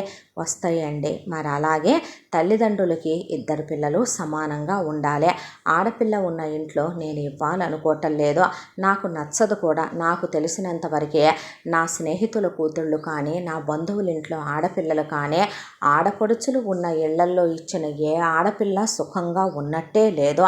ఎందుకంటే నిజం చెప్పాలంటే మేము ఇన్వాల్వ్ అవ్వము అని చెప్తూనే పెళ్ళైపోయింది, మొగుడితో కాపురం చేసుకుంటున్నారు, వాళ్ళు పద్దాక పుట్టిళ్ళకి రారు అని చెప్పిన అమ్మకో ప్రేమ కలుగుద్ది, నాన్నకో ప్రేమ కలుగుద్ది, వాళ్ళకో ప్రేమ కలుగుద్ది. లేదా వచ్చే ప్రేమల వరకే ఉంటే అవేమీ కావు. ఏ పసుపు కుంకాలు పెట్టించుకోనో కుటుంబంలో ఒకళ్ళగా కలిసిపోతేనో ఏముండవు. కానీ ఏంటంటే కూతురు ఎక్కువ. కూతురు పుట్టింట్లో ఉన్నంతకాలం చెప్పేదేంటో తెలుసా, అత్తారింటికి వెళ్ళిపోద్దే కాబట్టి అక్కడెటు అత్తగారి వాళ్ళ ఇంట్లో అది కష్టపడాల్సిందే, కాబట్టి పుట్టింట్లో సుఖపెట్టి పంపుతాము. ఇక కూతురు అత్తారింటికి వెళ్ళొద్దే, అయ్యో మా కూతురు ఎప్పుడేమైనా పుట్టింట్లో ఉంటుందా, అత్తింటికి వెళ్ళిపోయింది కదమ్మా, ఎప్పుడో ఒకసారి వచ్చేదే అని కూతురికి ఇక్కడి నుంచి అక్కడికి వీళ్ళు సర్దేయే, ఇక్కడి నుంచి అక్కడికి వాళ్ళు కూతురికి సవర్దీసేయే, ఫోన్లు చేసి అత్తింట్లో విషయాలు గంటలు మాట్లాడేయే, చివరికి కూతురు అల్లుడు పడగది విషయాల దాకా, కూతురు ఎన్నిసార్లు అల్లుడితో చేయించుకోవాలనే విషయాల దాకా మాట్లాడే అమ్మలు లేరంటావా, కలగజేసుకునే నాన్నలు లేరంటావా, అల్లుళ్ళ మీద దాష్టీకాలు చేసే మామలు లేరంటావా, నువ్వు చూసిన అన్ని సంబంధాలు పర్ఫెక్ట్గా ఉన్నాయంటావా అని ఆయననే పాటికి లేదులేండి అంటే అదే చెప్పా, నువ్వు ఒళ్ళు దగ్గర పెట్టుకొనే మాకైతే ఆడపిల్లలు ఉన్న సంబంధం సస్సేమిరా నేను ఇవ్వను. నాకు ఒక్కడే కొడుకు కానీ ఇద్దరు కొడుకులు, ముగ్గురు కొడుకులు, నలుగురు కొడుకులైనా పర్వాలేదు, నాకు ఆ ఫ్యామిలీ నాకు ఇంపార్టెంటు, అబ్బాయి నాకు ఇంపార్టెంటు. ఇక అబ్బాయి విషయానికి వస్తే చూడటానికి చక్కగా ఉండాలి. మా పిల్ల చాలా హైట్ ఉంటారు, నా కూతుళ్ళు నా పోలికి వచ్చిందే. అలాగే అల్లుళ్ళు ఎత్తుండాలి, చదువుకోవాలి, సంస్కారం ఉండాలి, భార్యని ప్రేమించాలి అంటలేదు, నేను ఆరాధించాలి అంటున్నాను. రొమాంటిక్గా ఉండాలి, సెన్స్ ఆఫ్ హ్యూమర్ ఉండాలి, వెకిలితనం ఉండకూడదు. నేను పెద్దగా కుల పట్టింపులు పట్టించుకోను, అలాగనే నువ్వు అడ్డమైన కులాలు తీసుకొస్తే నేను ఒప్పుకుంటానని చెప్పట్లేదు. అన్ని విధాలుగా కూడా మాకు సరిసమానంగా ఉండాలి. అబ్బాయి మీద అమ్మా నాన్నలు డిపెండ్ అవ్వకూడదు, అమ్మా నాన్నలకు అబ్బాయి దోచిపెట్టే స్థితిలోనూ ఉండకూడదు. అలాగే రేపొద్దున తల్లిదండ్రుల పరంగా పిల్లలకి ఇవ్వాల్సినటువంటి హక్కుతో కూడిన ఆస్తులు అబ్బాయి పెళ్ళికి ముందే వాళ్ళ అమ్మా నాన్నలు ఇవ్వగలిగిన స్థితిలో ఉండాలి. మేం వెళ్ళి పెట్టు అన్నదాకా తెచ్చుకోకూడదు, అర్థమైందా? అన్ని విధాలా కూడా అబ్బాయికి ఏముందలే, అంతకుముందు జస్ట్ అబ్బాయి ఒక 10 మందిని లవ్ చేశాడు, ఒక 8 మందితో వన్ నైట్ స్టాండ్లు అయినాయి, ఒక 5-6గురితో మనసు బాగో క్లోజ్ అయ్యాడు, అలా ఫ్రెండ్స్తో గోవా ట్రిప్ వెళ్ళినప్పుడు తాగి పడిపోతాడే తప్ప రెగ్యులర్గా అసలు ఇంట్లో ఏం ముట్టుకోడండి. మా అబ్బాయికి అసలు ఇంట్లో స్మోకింగ్ అలవాట్లేదు, ఆఫీసులో మాత్రం స్మోక్ జోన్ మాత్రం ఎప్పుడు చూసినా పొగతో నిండిపోయి ఉంటుందంటే పళ్ళు రాలిందాకా కొడతాను నేను. నా వాడికి నాకు మాత్రం అబ్బాయికి అలవాట్లు ఉండకూడదు, అన్ని విధాలుగా వాళ్ళు మంచిగా ఉండాలి, అర్థమైందా అని ఆయనకు లక్ష కట్టక్కడ పెడితే సుజాత ఎంత వెతికేటట్టయితే దొరుకుతాయా సంబంధాలు అంటే, పార్థసారథి అన్నగారు భూమి మీద మగాళ్ళకే కరువు అనుకుంటే నీకు మా తమ్ముడు అలాగే మీ అక్కయ్యకి నేను దొరకంగా అమ్మా అని లేసి వెళ్ళిపోతే ఆయనకి నవ్వొచ్చింది. ఆవిడ నేనేమన్నానని బావగారు అలా అన్నారండి, మరి నువ్వు మాట్లాడిన మాట ఎలా ఉంది అన్నాడు ఆయన. అనేసరికి తోడుకోడలో తెలిసిందేగా, వీళ్ళు వీళ్ళలా ఉండేవాళ్లే కావాలనుకుంటారు వీళ్ళ అల్లుళ్ళుగా అని అన్న తర్వాత అమెరికాలో ఉన్న అల్లుడు మాత్రం అలా కాదా ఉండేదే, కాకపోతే కోపం వస్తే పరశురాముడై దాన్ని దంచి కంట్రోల్లో పెడతాడే కానీ దానికి నోరు కుదరదనే మాట కూడా నిజమేగా సుజాత అని ఆవిడ కూడా లోపలికి వెళ్ళిపోయింది. నిజం చెప్పాలంటే మన స్వరూపం అలా కాదా ఉంది అని, ఏం మా కోళ్ళ నీ మొగుడు అలా లేడా అన్నాడు ఆయన. ఎవరు చెప్పారు మావయ్య, అంతకన్నా ఎక్కువగానే ఉంటాడులే అని అమ్మాయి నవ్వుకుంటూ వెళ్ళిపోతే, ఇప్పుడు అర్థమైందా, ఆడపిల్లని మనం అడిగినప్పుడు నీ మొగుడు ఎలా ఉన్నాడమ్మా ఎలాంటోడమ్మా అంటే అలా సంతోషం కనిపించాలి.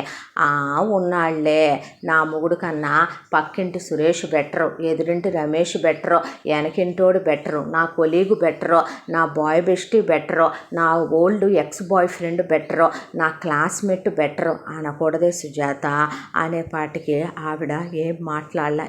నీకు కూడా అలా అనిపించాను చేస్తానేంటి నేను అంటే, చచ్చ ఏం మాటలండి అవి, నా ఫస్ట్ పెళ్లి చూపులే మీతోనండి స్వామి, నాకు అలా ఎవరూ లేరండి నాయన అంటే, పర్లేదులే ఉన్నా చెప్పకు బాగోదు, ఇన్నేళ్ళు అయిపోయిందిగా పెళ్ళై అనేసరికి కూతుళ్ళు పక్క పక్క నవ్వారు. చూడు అమ్మాయిలు నీ మీద నేను జోకేస్తే ఎలా నవ్వుతారో, భలే ఉంది మీ అందరికీ నేను బాగా క్లౌన్లా కనపడుతున్నాను అని లోపలికి వెళ్ళిపోయింది ఆవిడ. నువ్వు అదే కదవే అని నవ్విచ్చాడు ఆయన. ఆ తర్వాత ఆయన అలా సంబంధాలు వెతుకుతూ ఉన్నప్పుడే చాలా లేట్ అయింది. ఆయన అడిగిన రిక్వైర్మెంట్స్కి పెద్దమ్మాయికి ఒక సంబంధం దొరకటం. ఇక వాడు తెస్తున్నాడు, తెచ్చిన ప్రతి సంబంధాల్లో కూడా ఏదో ఒక లోటు ఉంటుంది.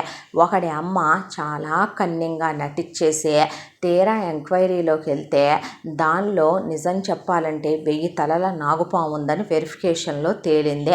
ఆ తర్వాత ఆయన ఎవరితో కూడా ఎంక్వైరీ చేయించడు. పర్సనల్గా ఆయన అన్న కొడుకు స్వరూప్ మూడో కంటికి తెలియకుండా ఒక డిటెక్టివ్ కనుక్కొచ్చినట్టే కనుక్కొస్తాడు ఆ అబ్బాయి అందరి గురించి.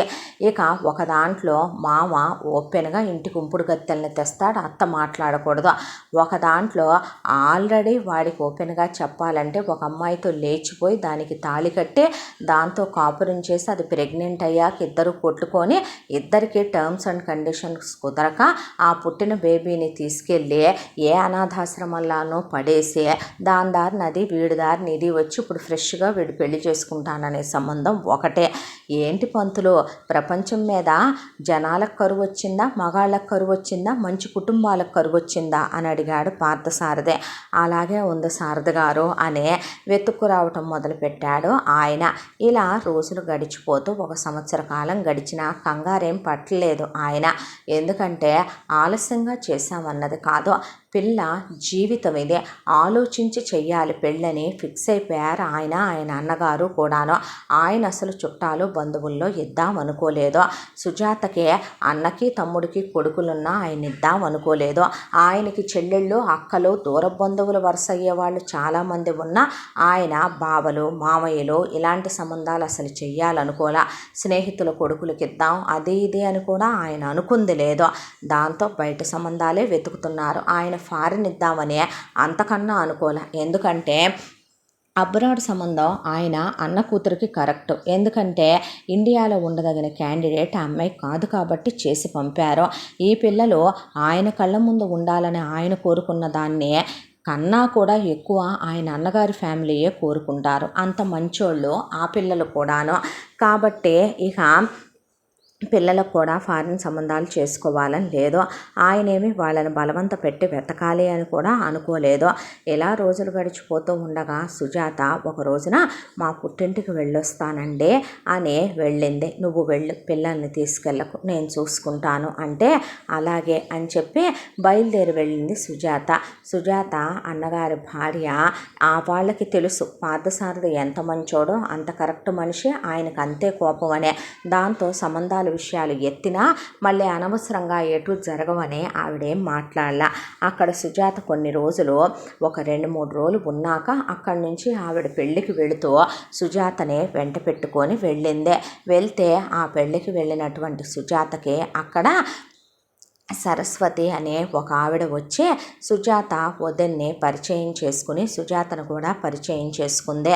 నిన్ను చూసి చాలా కాలం అయిందమ్మా, ఎలా ఉన్నావు, నేను నీ దూర బంధువుని అవుతాను, నీకు వదిన వరుస అవుతాను అందే. అన్న తర్వాత అవునా అని, ఆడోళ్ళు కదా త్వరగా కలిసిపోతారు కదా, ఆ పెళ్లిలో చీరల గురించి నగల గురించి మాట్లాడుకుంటూ అలా ఇద్దరు కలిసిపోయి పెళ్ళైపోయిన తర్వాత ఒకళ్ళ ఫోన్ నెంబర్లు ఒకళ్ళు ఎక్స్చేంజ్ చేసుకొని తెచ్చుకొని సుజాత ఇంటికి వచ్చేసింది. వచ్చిన తర్వాత కూడా వంటల గురించి, టీవీ ప్రోగ్రామ్స్ గురించి, సీరియల్స్ గురించి, చీరల గురించి, నగల గురించి అంతవరకే బాగానే ఉంటుంది. అక్కడితో ఆగితే వీళ్ళు ఆడోళ్ళు ఎందుకు అవుతారో అక్కడ దాకా మాట్లాడుకోవటం, ఇద్దరు ఫోన్లు చేసి మాట్లాడుకునేవాళ్ళు. ఒక రోజున సుజాత మా అమ్మాయి డ్యాన్స్ ప్రోగ్రాం ఇచ్చింది వదిన, ఒకసారి చూస్తావని వీడియో పెట్టాను చూడమంది సరస్వతికి. చూస్తే సరస్వతికి పిల్ల చాలా బాగుంది, ఎంత అందంగా ఉంది అని మనసులో మాట ఆపుకోలేక ఒక మాట అడిగేస్తున్నాను సుజాత వదిన అంటే, ఏమిటి సరస్వతి వదిన అంటే, మా అబ్బాయి ఆనంద్ ఉన్నాడు, చాలా మంచోడు. మా వాడు ఎంటెక్ వరకు చదువుకున్నాడు. సిటీలోనే హాస్టల్లోనే చదువుకున్నాడు 6వ తరగతి దగ్గర నుంచే. ఇప్పుడు ఎంఎన్సి కంపెనీలో ఉద్యోగం చేస్తున్నాడు. ఏ చెడు అలవాట్లు లేవు నా కొడుక్కే. నా కొడుకు బంగారు కొండ.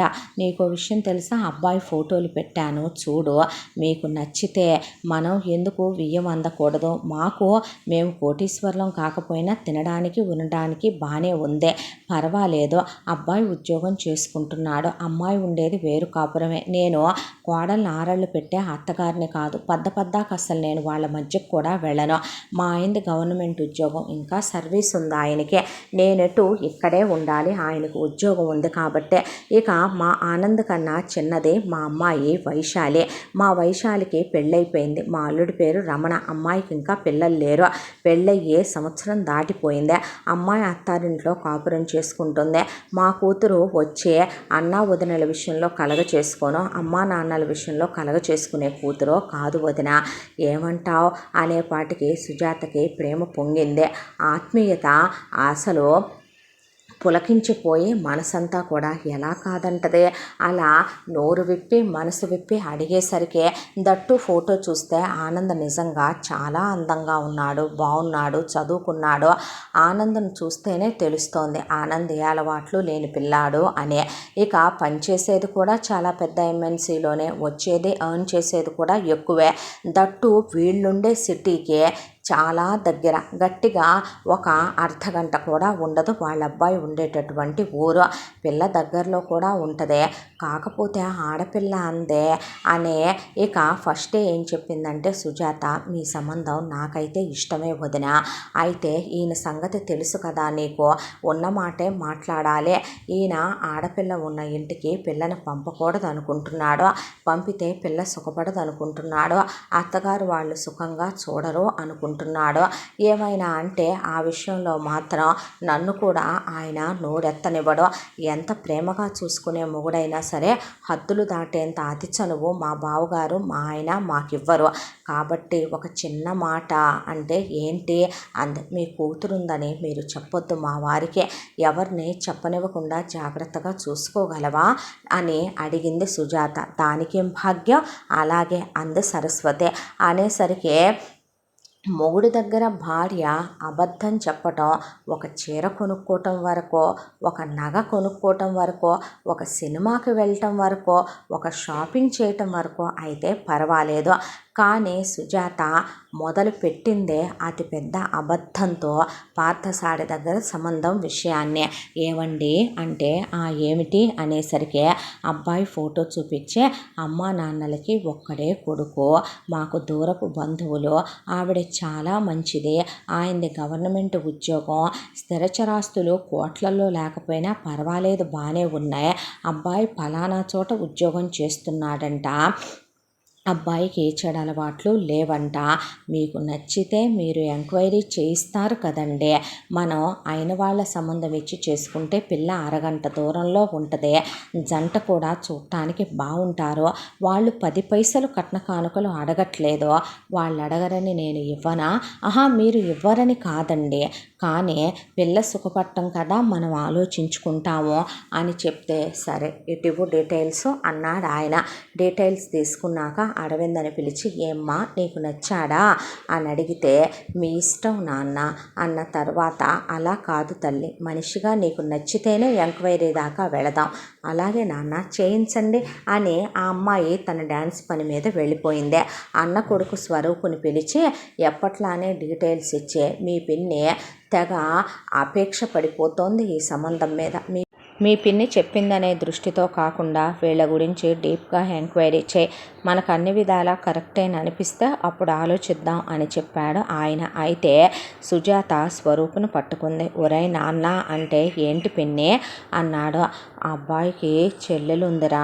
అమ్మో, మరి ఆ విషయం నువ్వెందుకు చెప్పలేదు బాబాయ్ దగ్గర అని అడిగితే, ఒరే వాళ్ళు నిజంగా చాలా మంచోళ్ళురా, వాళ్ళ అమ్మ నాన్న, ఆయన అసలు ఎవరి విషయంలో కలగజేసుకునే మనిషి కాదురా, ఆవిడ చాలా చాలా మంచిదిరా, నా పుట్టింటి వైపు బంధువులురా, వాళ్ళ గురించి నాకు తెలియదారా, అబ్బాయి బంగారు కొండరా, అయినా అమ్మాయి ఉండేది వేరేరా, అబ్బాయి ఎలాంటోడు అనేది ముఖ్యంగానే, అత్తగారు వాళ్ళు ఎలాంటోళ్ళు అనేది ముఖ్యంగానే, ఆడపిల్ల ఉన్నంత మాత్రాన వాళ్ళు చెడ్డోళ్ళు అంటారా?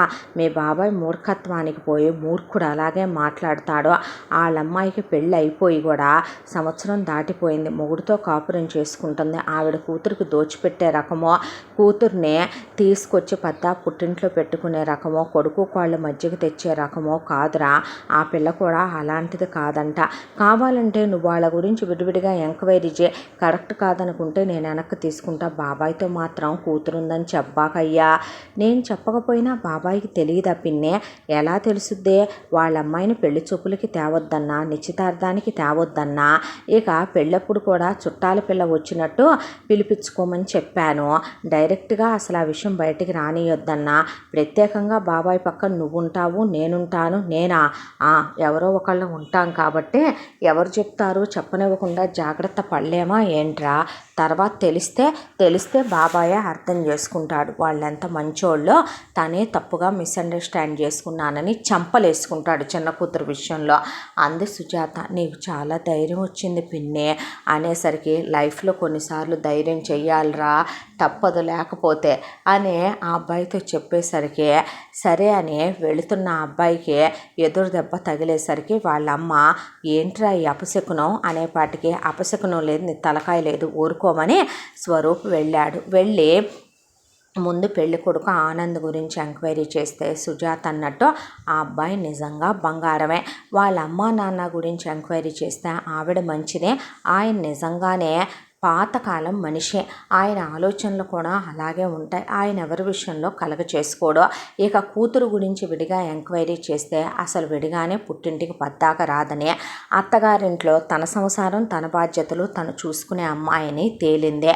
దాంతో స్వరూప్ తిరిగొచ్చాడు. పార్థసారథితో అంతా ఓకే బాబాయ్, సంబంధం చాలా బాగుంది అని చెప్తే, అంతా కరెక్టే కదరా అన్నాడు ఆయన. కరెక్టేనంటే అది నీ చెల్లెలని కాదురా, నీ కూతురు అనుకో, నీకు కూతురు పుట్టి ఉయ్యాల్లో ఉంది కదా అనేపాటికి స్వరూప్ అలా బేలగా చూశాడు సుజాత వైపు. అలా అదిలిచ్చి అడుగుతారేంటండి వాడిని?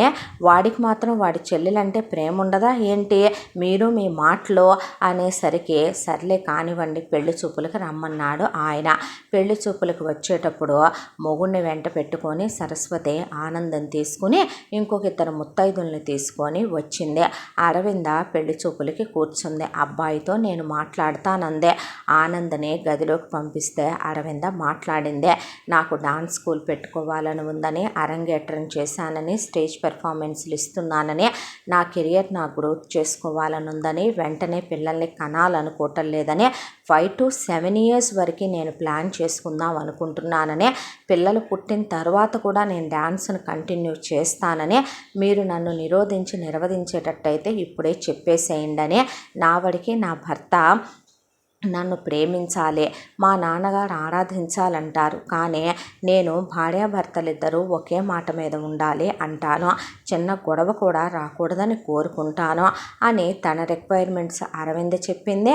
ఆనంద్ ఒకవైపున భార్యనే కాళ్ళ దగ్గర దాసీలా ఉండమనే మనిషినో, లేదంటే కనుక ఒక అమ్మాయి కెరీరు నన్ను పెళ్లి చేసుకున్న తర్వాత తొక్కేయాలనుకునే మగాన్నో, పెళ్ళాన్ని వంటింటి కుందేళ్ళని చేసే, పిల్లల్ని కనే యంత్రాన్ని చేసేసి పడగ్గదికే పరిమితం చేసే మొగుణ్ణో నేను కాదని చెప్పాడు. అతను చెప్పిన మాటలు చాలా హుందాగా అనిపించాయి. చేసుకుంటానని పార్థసారథికి చెప్పింది. ఆయనకు కూడా అల్లుడు సంస్కారంగా మాట్లాడటం అవి చాలా నచ్చాయి. దాంతో వాళ్ళు కట్న కానుకలు వద్దని చెప్పినా ఆయన మాత్రం, నేను నా తదనంతరం ఉన్న ఆస్తి నా కూతుళ్ళిద్దరికీ పెడతానని, బంగారం మాత్రం పిల్లకి పెళ్ళిలోనే పెట్టేస్తానని, పెళ్ళి సిటీలోనే చేద్దామని, ఎంగేజ్మెంట్ కూడా ఇక్కడే చేద్దామని చెప్పాడు. ఆ తర్వాత ఎంగేజ్మెంట్కి సరస్వతి కూతురికి విషయం అంతా ఫోన్ చేసి చెప్తే, పర్వాలేదులేమ్మా, నేను పీరియడ్స్లో ఉన్నానని చెప్తానులే, నేను రానులే అని చెప్పి ఆ అమ్మాయి రాలేదు.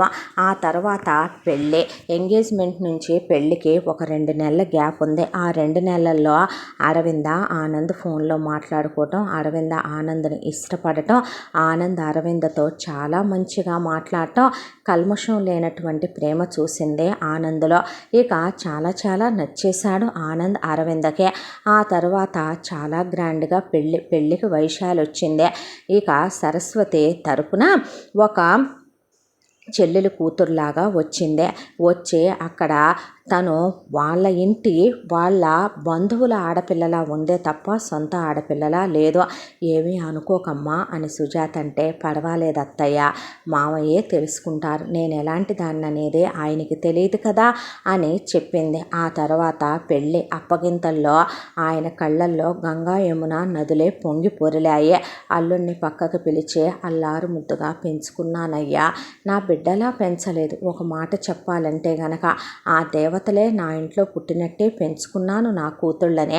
ఎప్పుడో కంట కన్నీటి చుక్క మాత్రం రానివ్వకు. నవ్వి నవ్వి ఆనంద బాష్పాలు రావాలే తప్ప కన్నీరు రాకుండా చూసుకో బాబు అనే బావగారు అమ్మాయి జాగ్రత్త అంటే, నాకు కూతురుంది, మీ అమ్మాయితో 2 కూతుళ్ళని ఆయన పక్కకు నుంచున్నాడు. అన్నయ్య, అమ్మాయి ఎంత దూరం వెళ్ళిపోతుంది? అరగంట, వేరు కాపురం మీ దగ్గరలోనే ఉంటారు. మాకే దాదాపు 11 గంటల జర్నీ, మీరే పద్దాకా వెళ్ళి చూసి రావచ్చు.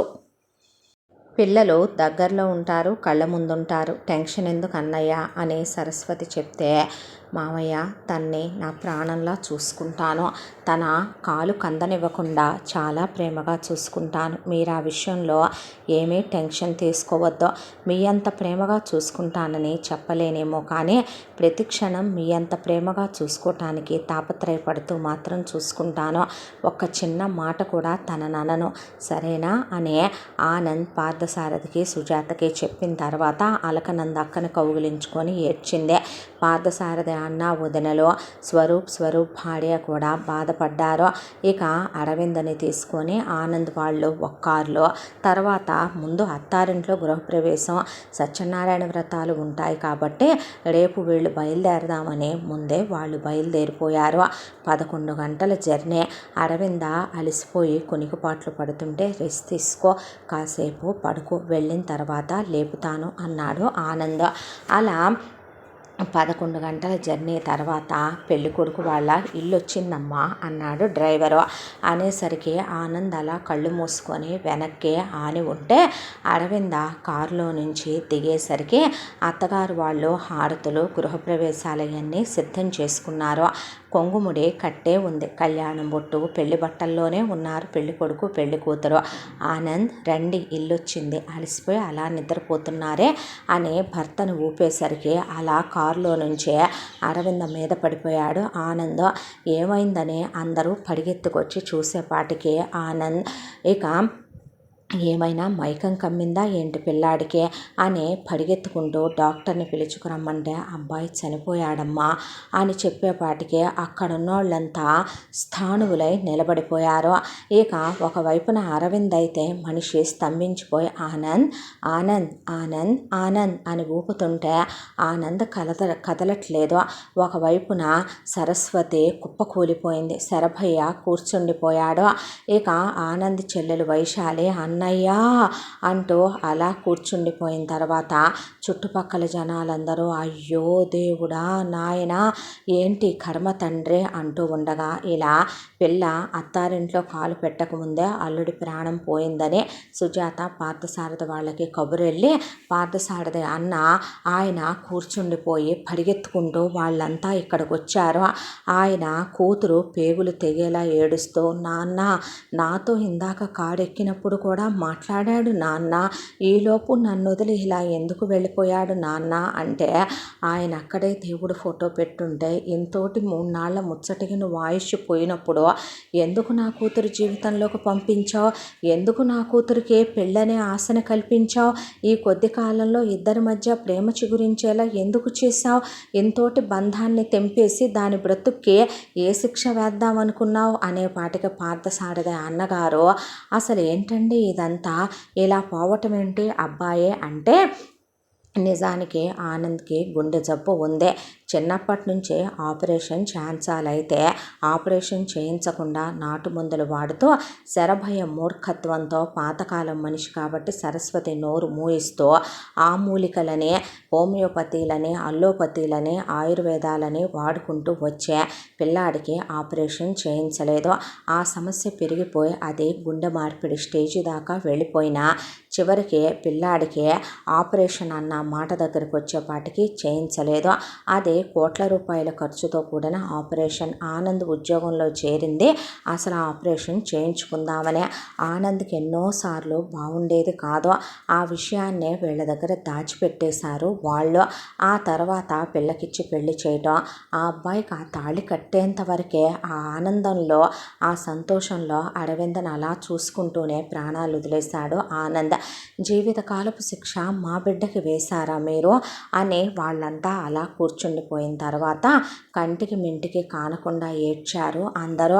అక్క కళ్యాణం బుట్టైనా తీరలేదే, కొంగుముడి ఇలా విప్పాల్సి వచ్చిందేంటని అలకనంద ఏడిస్తే అసలు స్వరూపు కూర్చుండిపోయి మాట రాలేదు.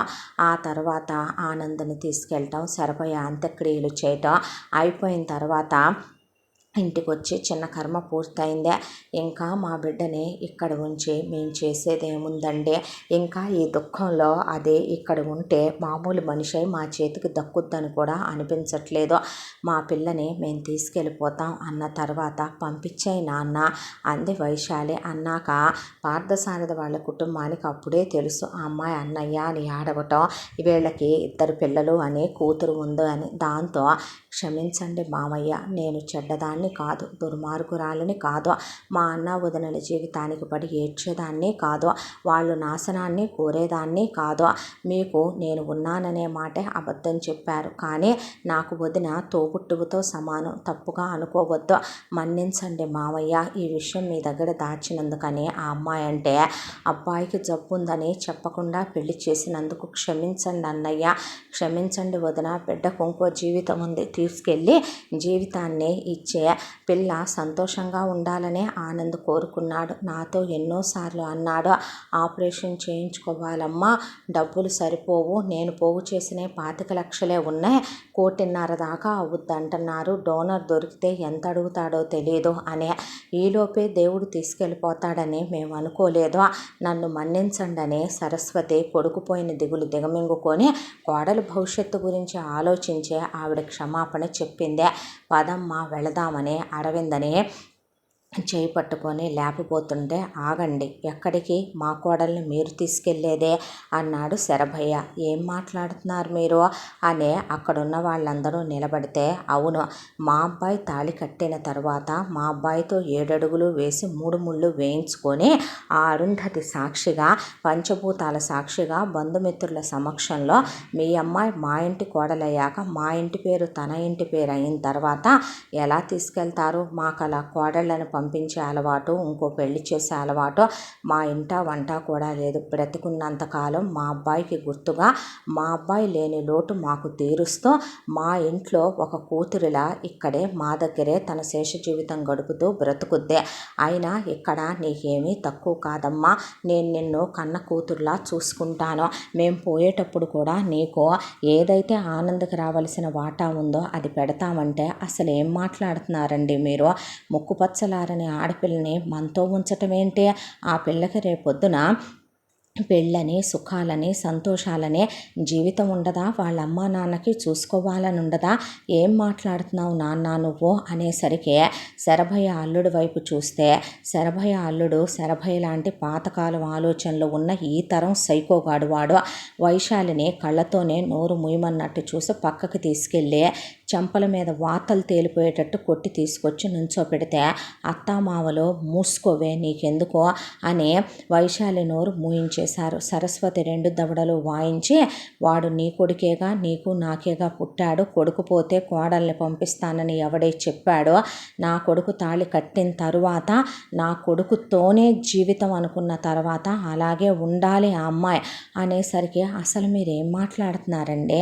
నా బిడ్డ నా పంచప్రాణాలు, అలాంటిది నా బిడ్డ పసుపు కుంకాలను కోల్పోయి, ఇలా భర్తను కోల్పోయి దిగుల్లో కూరుకుపోయి, మీరు తప్పు చేసి మీరు నిజాన్ని దాచే మా పిల్లని మీ దగ్గర బందీని చేసి ఉంచుకుంటానంటమేంటి అని పార్థసారథి మాట్లాడుతుంటే, సుజాత అదేంటన్నయ్య అలా మాట్లాడుతున్నారు అంటే, ఎలా మాట్లాడాలి మరే, మా పిల్లకి అచ్చటా ముచ్చటా చూసుకోవాలని మాకుండదా అని పార్థసారథి వదిన, పార్థసారథి అన్న కోడలు అంటే, ఓహో! ఇప్పుడు అచ్చట ముచ్చట్ల గురించి మీకు కావలసి వచ్చింది అని అరవింద దగ్గరికి వెళ్ళి కూర్చొని, నువ్వు నా కొడుకుని ఇష్టపడేగా పెళ్లి చూపుల్లో పెళ్లి చేసుకుంటానన్నావు.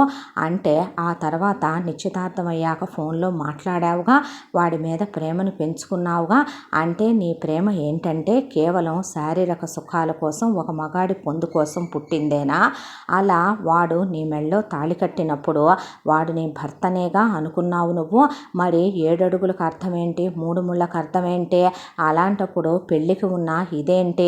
నువ్వు వాడి భార్య అయిన తర్వాత వాడిని మర్చిపోయి వేరే మగాడితో ఒంటి మీద చేయించుకొని పిల్లల్ని కనేస్తావన్నమాట. అంటే కేవలం మా వాడు నీకు సుఖాన్ని అందించడం కోసమే నీ జీవితంలోకి ఆహ్వానించావా? పతివ్రతల లక్షణం ఇదేనా? కూతుర్ని ఇలాగేనా మీరు పెంచింది?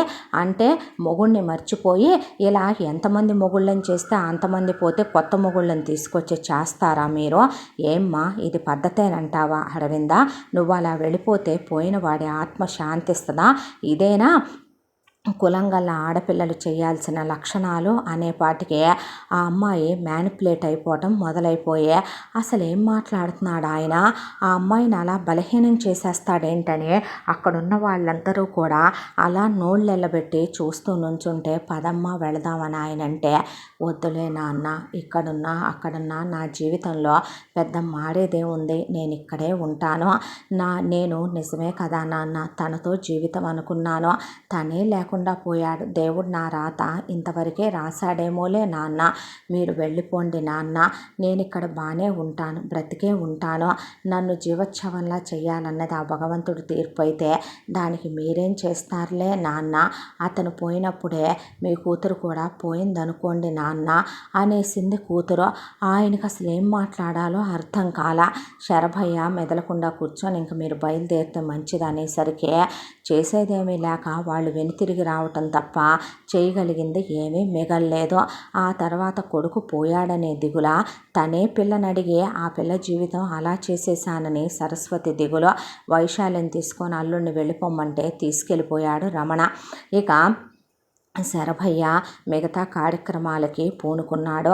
ఇంటికి వచ్చి రాగానే పార్థసారథి కాళ్ళు గట్టిగా వాటేసుకొని, స్వరూప్ నిజంగానే పొత్తిళ్లలో ఉన్న తన పాపను చూసి, నన్ను క్షమించు బాబాయ్, ఆ రోజున వాళ్ళకి ఆడపిల్ల ఉందని చెప్పకపోవటం నాదే తప్పు బాబాయ్ నీకు అంటే, లేరా నువ్వు అనే, ఎందుకు అబద్ధం ఆడావురా స్వరూప్, నువ్వు నా దగ్గర చిన్నప్పటి నుంచి అబద్ధం అన్న మాటే చెప్పవు కదరా అనేపాటికి, పిన్ని సంబంధం మంచిదందని, చెల్లి సుఖపడుద్దందని అన్నాను బాబాయ్, నన్ను క్షమించనేసరికి లాగి దవడ మీద పెట్టి కొడితే వెళ్ళి అలకనంద మీద పడ్డాడు స్వరూపం. పార్థసారథి అన్న తుక్కు కింద కొట్టాడు కొడుకునే. అసలు నీకు బుద్ధుందా? కడుపుకు అన్నం తింటున్నావా, గడ్డి తింటున్నావారా ఎదవన్నర ఎదవ? దేవుడే వాళ్ళకి ఆడపిల్ల ఉండేలా చేసి ఈ పెళ్ళి ఆపుదాం అనుకున్నట్టున్నాడు.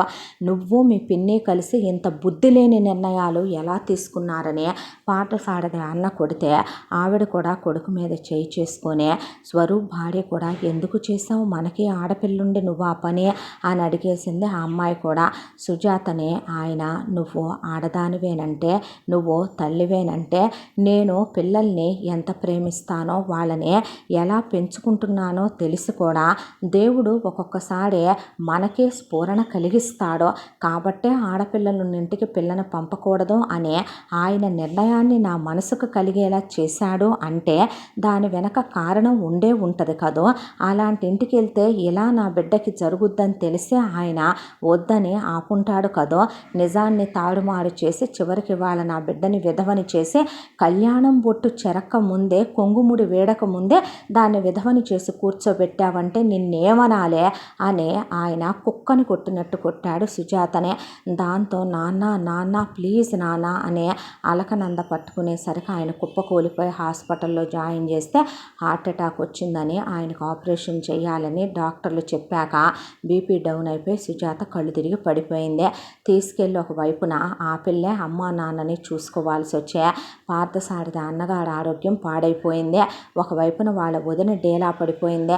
ఇల్లంతా ఏదో ఒక మనుషులు సంతోషాల్లో ఉన్న వాళ్ళందరికీ కూడా దుఃఖం కమ్మేస్తే ఎలా అయిపోతారో అలా అయిపోయినాయి ఆ రెండిళ్ళు కూడాను. ఆ తర్వాత ఒకవైపున అలకనంద ఫోన్కి మెసేజ్ వచ్చింది ఒక రోజున. ఆ రోజు ఆనంద్ దశదిన కర్మ.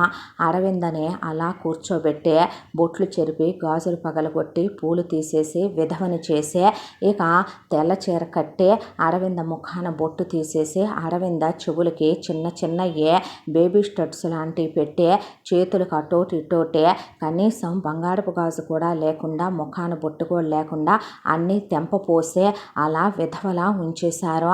అది చూసి ఆ అమ్మాయి చూడలేక ఇది గనక మా అమ్మ నాన్న చూశారంటే గుండె పగిలి చచ్చిపోతారని అక్క ఫోటోలు అలా చూసిందే. అక్క చిన్నప్పుడు అన్నమాట, నా చేతులకు ఎప్పుడూ గోరింటాకు పోకూడదు నాన్న, నా ముఖాన ఎప్పుడూ నువ్వు పెట్టిన బొట్టు అలాగే ఉండాలి నాన్న, గంధం రాసుకుంటే నీకు ఇష్టం కదూ, నేను అమ్మవారిలా ఉంటానంటావు కదూ నాన్న, నాన్న పారాణి బాగుందా నాన్న, కుంకుమ ఈ రంగు కన్నా ఈ రంగు నాకు బాగుంది కదో నాన్న, కాళ్ళకు పసుపు రాసుకున్నాను చూసావా నాన్న, నాకు ఎర్రటి పరికిణి కావాలి నాన్న, నాకు తల నిండా పువ్వులు కావాలి అని అడిగిన అక్కని అమ్మాయి అసలు అలా చూడలేకపోయింది. అది తీసుకోలేకపోయి ఫోన్ అక్కడ పడేసి ముందు అమ్మా నాన్నల ముందు ఏడవకూడదని కనీసం టెర్రస్ మీదకి వెళ్ళైనా ఏడుచుకుందామని చెప్పి అలా టెర్రస్ మీదకి వెళ్ళి మోకాళ్ళ మీద కూర్చొని పొగిలి పొగిలి అలకనంద పైన ఏడుస్తూ ఉంటే పార్థసారథి ఫోన్ తీసుకొని చూసిన వాడల్లా ఆయన కుప్పకూలిపోయాడు ఒకేసారి. సుజాత పిల్లని అలా చూసేపాటికి కళ్ళు తిరిగి పడిపోయింది. మళ్ళీ హాస్పిటల్కి తీసుకెళ్లారు. తీసుకెళ్తే ఈ ఘోరాలు చూడటానిక భగవంతుడు నన్ను ఉంచాడు దేవుడా అన్నయ్య అనేపాటికి నన్ను క్షమించండి అని సుజాత కాళ్ళు పట్టుకుంటే, జీవితంలో ఏ రోజుకి నేను నిన్ను మాట్లాడించలేను, నువ్వు నా దృష్టిలో ఏ క్షణమైతే నా బిడ్డ పసుపు కుంకాలు పోవటానికి నువ్వు కారకురాలు అయ్యావో ఆ క్షణమే నా పెళ్ళాం పోయి నేను కూడా విధవముండండి అయ్యానని ఆయన అక్కడి నుంచి లేచి వెళ్ళిపోయాడు. అయ్యో అయ్యో అయ్యో అని సుజాత ఏడుస్తూ కూర్చుంటే, తప్పు చేశావమ్మా అన్నారు బావగారు. ఎందుకు ఈ నిర్ణయం తీసుకున్నావే నువ్వు అంది తోటి కోడలు. స్నేహాలు ఉప్పు కారాల వరకే, వంటలు టీవీలు చీరల నగల వరకే ఉండాలత్తయ్య, అడ్డమైన బంధుత్వాలు చుట్టరికాలు ఆడపిల్లల జీవితాల్లోకి పెళ్ళిళ్ళల్లోకి రాకూడదేమో అని స్వరూప్ భార్య వెళ్ళిపోయా. పాపాన్ని నాకు పాకిచ్చావుగా పిన్ని అని స్వరూప్ వెళ్ళిపోయాడు. అమ్మ దేవుడు అనేవాడు ఉంటే నిన్ను క్షమిస్తాడంటే అసలు ఎందుకు చేశావమ్మా ఈ పని నువ్వు, అతను అంతా బాగానే ఉంటే ఇలా అనరేమో అని నువ్వు అనుకోవచ్చు, నిజమేనమ్మా, బాగుండి ఉంటే అనరు. అతనికి చెల్లెలుంది, ఆ అమ్మాయి మంచిది అని చెప్తుంది, మనకి వాళ్ళ మంచి చెల్లు తెలియదు. ఒకవేళ నాన్న అనుకున్న ప్రకారం ఒకవేళ వాళ్ళ చెల్లెలే మంచిది కాకపోతే వాళ్ళ నాన్న అసలు బుద్ధే ఏమీ పట్టించుకోడు, పాతకాలం మనిషి అన్నావు, ఈరోజు ఇలా బయటపడిందే, తర్వాత ఏం చేయాలని అనుకున్నావమ్మా అక్క జీవితాన్ని వాళ్ళు నువ్వు అనేసి అలకనంద అక్కడి నుంచి వెళ్ళిపోయాక పార్థసారథి ప్రాణం ఒప్పుకోలా. అన్నగారిని తీసుకెళ్ళి పిల్లని మళ్ళీ అడుగుదామని మళ్ళీ శరభయ్య దగ్గరికి వెళ్ళారు. వెళ్ళేసరికి పిల్ల తెల్ల చీర కట్టుకొని అటు ఇటు తిరుగుతూ పనులు చేస్తోంది. నీకెందుకమ్మా అంటే, మర్చిపోవాలని అత్తయ్య, మర్చిపోలేకపోతే ఏవేవో జ్ఞాపకాలతో గుండె పగిలిపోయేలాగా ఉంది అని అరవింద పనులు చేసుకుంటూ తిరుగుతుంటే కారులో వెళ్ళిన వీళ్ళు పిల్లని అలా చూసి ఆయన కూర్చుండిపోయాడు. మీ నాన్నకు మంచినీళ్ళు కాఫీ తెచ్చివ్వమ్మా అంటే తీసుకొచ్చి ఇచ్చింది పిల్ల. తీసుకొచ్చిచ్చి తలుపు పక్కన నుంచుంది. ఎలాగైనా ఆయన తన బిడ్డను చూసుకోవాలనుకున్నాడు, ఎలాగైనా ఆయన తన బిడ్డను పెంచుకున్నాడు. దాంతో మీరు ఒక తండ్రి, మీకు ఒక ఆడపిల్ల ఉంది, మీ బిడ్డకే ఇలాంటి బాధ వస్తే మీరు ఇలాగే పిల్లని జైలు శిక్ష విధించినట్టుగా ఇలా పెట్టి ఉంచుతారా చెప్పండి. ఆ తెల్ల చీరలు కట్టుకోవటం ఏంటండి, అన్నీ తెంపపోసి ఆ తిరగటం ఏంటి చెప్పండి. నా కూతుర్ని నేను ఇలా పెంచుకున్నాను, అసలు ఆడపిల్లకి తొలిబొట్టు తల్లిదండ్రులు కదండి పెడతారు, మొగుడు వచ్చేటప్పుడు తెచ్చేది తాళే కదండి. నా కూతురికి మీ అబ్బాయికి ఏమైనా శోభనాలు జరిగాయా, మీ అబ్బాయితో పాటే దాని జీవితంలో అన్నీ పోయాయంటే ఎలాగండి. రోజు నా కూతురు చేత్తోనే పూలల్లిచ్చి మీ అబ్బాయి దండకి వేయిస్తున్నారు, మీ అబ్బాయి ఉన్నా నా కూతురు బ్రతుకు ఇలా కావాలని కోరుకుంటాడా చెప్పండి. అలాంటిదే నా కూతురు భోజనం చేయటల్లా దిగులు పడిపోయి మనిషి ఎలా అయిపోయిందో చూడండి, మీకు దండం పెడతాను, మీ కూతురు అనుకుని నా బిడ్డను పంపించండి, తీసుకెళ్ళిపోతాను అంటే పంపండి, మీ కాళ్ళు పట్టుకుంటాను అంది సరస్వతి. సరస్వతిని లాగి కొట్టి, అమ్మ అరవింద మీ నాన్నకి పెదనాన్నకి భోజనం పెట్టి పంపించు, అనవసరమైన విషయాలు అతివాద ప్రసంగాలు నా దగ్గర చెయ్యొద్దని చెప్పు అనే లేచి వెళ్ళిపోయాడు శరభయ్య. నా నిర్ణయంలో మార్పు లేదనే. వాళ్ళు అరవిందని నువ్వు వచ్చేయమ్మా వెళ్ళిపోదాం, ఎవరు ఆపుతారో, అవసరమైతే కోర్టును ఆశ్రయిద్దాం, లేదంటే కనుక న్యాయాన్ని ఆశ్రయిద్దాం అని అడిగితే అప్పుడు ప్రపంచం అన్నమాట నిజమే అవుద్దుగా మామయ్య అన్నమాట. నేను నిజంగా శారీరక కోరికల కోసమే ఆయన్ని పెళ్లి చేసుకున్నానని, ఆయన పోయేపాటికి మొగుణ్ణి నెల రోజులు కూడా తిరగకుండా మర్చిపోయే నేను శారీరక సుఖాల కోసం మరొక మగాడిని చేసుకున్నానని అదే మాట వస్తుందిగా. అయ్యో నీకు జీవితం ఉందే, నీకు ముక్కుపచ్చలు ఆరలేదమ్మా, నువ్వేమనుభవించి ఏం జీవితాన్ని చూసావే, మనిషి జీవితం అంటే ఏంటమ్మా, వాళ్ళు సంతోషంగా ఉండటం కాదంటే భర్త పిల్లలు పసుపు కుంకాలు ఇవన్నీ ఉండాలి తల్లి నీ జీవితంలో.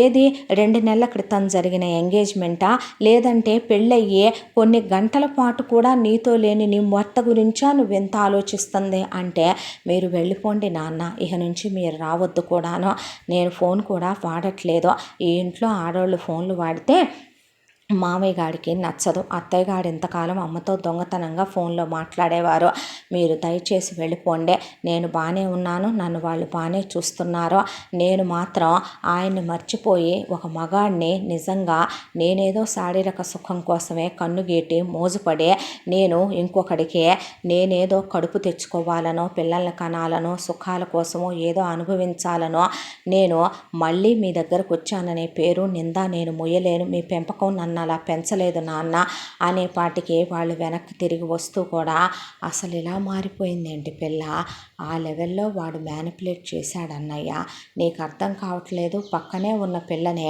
పతివ్రతల కథలు చెప్పి పెంచుతాం మనం, పిల్లలు పెళ్ళికి ముందు తప్పులు చేయకూడదు, పెళ్ళయ్యాక భర్త తప్ప పరాయి మగాడి వైపు కన్నెత్తి చూడకూడదు అని, అలాంటిది వాడు మొగుడిపోయిన పిల్లని నీ జీవితం ఎక్కడితో నువ్వు ఆపేసుకోకూడదమ్మా అని చెప్పాల్సింది పోయి నువ్వు నా కొడుకుని మర్చిపోతావా, నా కొడుకుని శారీరక సుఖం కోసం పెళ్లి చేసుకున్నావా, నీదంత బలహీనమైన బంధమా, బలహీనమైన ప్రేమ, వాడి జ్ఞాపకాలు వాడు పోగానే తుడిచిపెట్టుకుపోయినాయా, ఇలా ఎంతమంది మగాళ్ళు పోతే ఇంకెంతమందిని చేసుకుంటావని అడిగితే అదేం చెప్పుద్ది అన్నయ్య అనే వాళ్ళు ఏం మాట్లాడకుండా వెళ్ళిపోయారు. ఆ 2 ఇళ్లల్లో మౌనం. ఒకవైపున పూజలు చేసే స్థితిలో కూడా ఆడోళ్ళు దేవుడి ముందు దీపం పెట్టే పరిస్థితిలో కూడా లేరు. అలా పార్థసారథి ఆఫీస్కి వెళ్ళటం మానేసి ఆయన తెల్లటి జుట్టు పెరిగిపోయి గడ్డాలు పెరిగిపోయి దేవుడి ముందు అలా కూర్చొని ఏదో బతుకుతున్నాను కదా అని తండ్రి ఎక్కడ పోతాడోనని పిల్ల ఆకులు కోసి పట్టుకోవటం, ఈ పళ్ళ రసం పట్టడం తప్ప తిండి తినటం మానేశాడు. అలా పడి పడుకోవటం, అమ్మా అరవిందా అని ఉలిక్కిపడి ఆయన లేవటం చూసి చిన్నపిల్ల గుండె పగిలిపోవటం, సుజాత ఒకవైపున ఆయనకి ఎదురు పడితేనే నరికేస్తాడని సుజాత ఒక గదిలో తనకు తానే శిక్ష విధించుకొని ఉండటం, అసలు అంత పరిస్థితులు అల్లకల్లోలంగా ఉన్నాయి. ఇక్కడ ఒకవైపున అరవింద అత్తగారు ఫోన్ చేసి అమ్మాయిని నేను బాగానే చూసుకుంటున్నానని చెప్పనా, నేనే తన జీవితం బలి తీసుకున్నానని చెప్పనా, నన్ను క్షమించు వదిన, క్షమించండి అన్నయ్య అనే ఆవిడ ఈ మూర్ఖుడు ఇలా చేస్తాడని నేను అనుకోలేదు, పోయిన వాడి ఆత్మకు కూడా శాంతి లేకుండా ఈ పశువు ఇలా చేస్తున్నాడు, వెళ్ళిపోమ్మా అంటే పిల్ల వెళ్ళనంటోంది, నాకు ఇదే దిగులైపోయిందని ఆవిడ ఫోన్ చేసి పెట్టేసిన తర్వాత ఒకరోజు వంటగదిలో పనిచేస్తున్న ఆవిడ కొడుకు పోయాడనే దిగులో, కోడలాల విభూది పండులా ఇంట్లో తిరుగుతోందనే దిగులో, దాంతో పెరాలసిస్ వచ్చేసి మొత్తం ఒళ్ళంతా చచ్చుబడిపోయింది ఆవిడకే. ఇక ఆవిడని తెచ్చి మంచంలో పడేసిన తర్వాత అత్తగారికి సేవ చేయటం ఒకటి మిగిలిందే అరవిందకే. ఆవిడని చూసుకుంటూ తల్లిలాగా డాక్టర్ వచ్చి చూస్తూ ఆవిడకి మలమూత్రాలు ఎత్తిపోసుకుంటూ ఆవిడకి సేవ చేసుకుంటూ అలా దేవుడి పుస్తకాలు చదువుకుంటూ చన్నీళ్ళ స్నానం చేస్తూ ఉప్పు కారాలు లేని భోజనం తింటూ అసలు ఆ అమ్మాయి జీవితం ఏంటి ఎలా అయిపోయింది అని ఒకవైపున ఆవిడ కుంగిపోతూ, శరభయ్య మాత్రం తన గవర్నమెంట్ ఉద్యోగం ఉంది కాబట్టి వెళ్ళొస్తూ కోడల్ని అమ్మ భోజనం పెట్టు, అమ్మ టిఫిన్ పెట్టు అని వెళ్ళి వేరే గదిలో పడుకొని మీ అత్తయ్యకి ఆరోగ్యం బాగాలేదుగా అమ్మ, నేను ఆ గదిలో కూడా కాలు పెట్టను, నువ్వు మీ అత్తయ్య పక్కనే పడుకోమ్మా అని చెప్పేసి తను అసలు భార్య కళ అయిన దగ్గర నుంచి ఎలా ఉందని కూడా ఆవిడ పక్కన కూర్చొని స్వాంత అతనికి కూడా 4 కబుర్లు చెప్పలేదు. పెళ్ళానికి బాగోనప్పుడు గదిలోకి వెళ్ళినా ఏదో పెళ్ళాన్ని చెడు దృష్టితో చూస్తారన్నట్టుగా, ప్రపంచం అనుకుంటుందన్నట్టుగా వెళ్ళి పక్క గదిలో పడుకున్న ఆయన ధోరణి ఏంటో అరవిందకి అర్థం కాలేదు. ఇలా రోజులు గడిచిపోతూ సంవత్సర కాలం గడిచిపోయింది. మధ్య మధ్యలో పార్థసారథి వాళ్ళు వద్దామనుకున్న అరవింద రావద్దని ఉత్తరం రాసేసింది వాళ్ళకే. ఆయన మనిషి ఆల్మోస్ట్ శవానికి స్కెలిటన్కి మధ్యలో ఉన్నాడు ఆయన. సుజాతకి మనసులో లేదో అలకనంద చదువు అయిపోయే ఇక ఇంట్లోనే ఉండటం మొదలుపెట్టింది. ఒకవైపున ఇటు చూస్తే ఒకనాడు ఫోన్ వచ్చింది. ఆ ఫోన్ ఏంటంటే అరవింద్ ఆడపడుచు వైశాలి మొగుడు రమణ యాక్సిడెంట్ అయి స్పాట్ డెడ్ అయిపోయాడు అనే. భార్య తీసుకెళ్లే స్థితిలో లేదు కాబట్టి రా అమ్మ వెళదామని శరభయ్య ఇక అరవిందని తీసుకొని కారులో కూతురింటి దగ్గరికి వెళ్ళేపాటికి వైశాలి వదినా అనే పెద్దగా ఏడ్చింది. ఆ అమ్మాయి పెళ్ళై 3 సంవత్సరాలు. ఇక ఆ అమ్మాయి వాళ్ళ అత్తామామలు మా కొడుకే పోయిన తర్వాత ఇంకా అమ్మాయిని ఎదురుగా ఉంచుకొని మేమేం చేస్తామని అంత్యక్రియలు అయిపోయిన తర్వాత ఆస్తిలో వాటాలు ఎక్కడ వైశాలికి పెట్టాల్సి వస్తుందో అనే దాంతో వీళ్ళు ఇచ్చింది అంతవరకు వెనక్కిచ్చేసి అమ్మాయిని తీసుకెళ్ళి అమ్మాయిని ఇంకో దాడి చేయండి, అమ్మాయికి ఇంకో జీవితం ఉంది కదా అని చెప్పి చాలా తెలివిగా వదిలించుకొని పంపించేశారు. వైశాలి ఇక అరవిందని కౌగిలించుకొని తల్లి దగ్గరకు వచ్చి పడి వెక్కి వెక్కి ఏడ్చి నీకు మా నాన్న చేసిన అన్యాయం పాపమే ఉసిరై నాకు కొట్టింది వదిన. నీకొకటి తెలుసా, మా నాన్న ఎలాంటి నీచుణ్ణి నాకు ఇచ్చి పెళ్లి చేశాడో తెలుసా? వాడు ఈ తరం అన్ని తెలివితేటలు చదువు సంస్కారం ఉన్నటువంటి పాతకాలం నాటి మూర్ఖపు చాదస్తాల్లో ఉండేటటువంటి నీచమైన వెధవ. కొట్టాడు తిట్టాడు, ఏ రోజు సంతోషంగా కాపురం చేసిందే లేదో. వాడికి పెళ్ళాం మీద కోరిక కలుగుద్ది, మీద పడతాడు, పశువుల కోరిక తీర్చేసుకుంటాడు. ఆ తర్వాత కాలుతో తంతాడు, వెళ్ళి కింద పడుకోవాలి.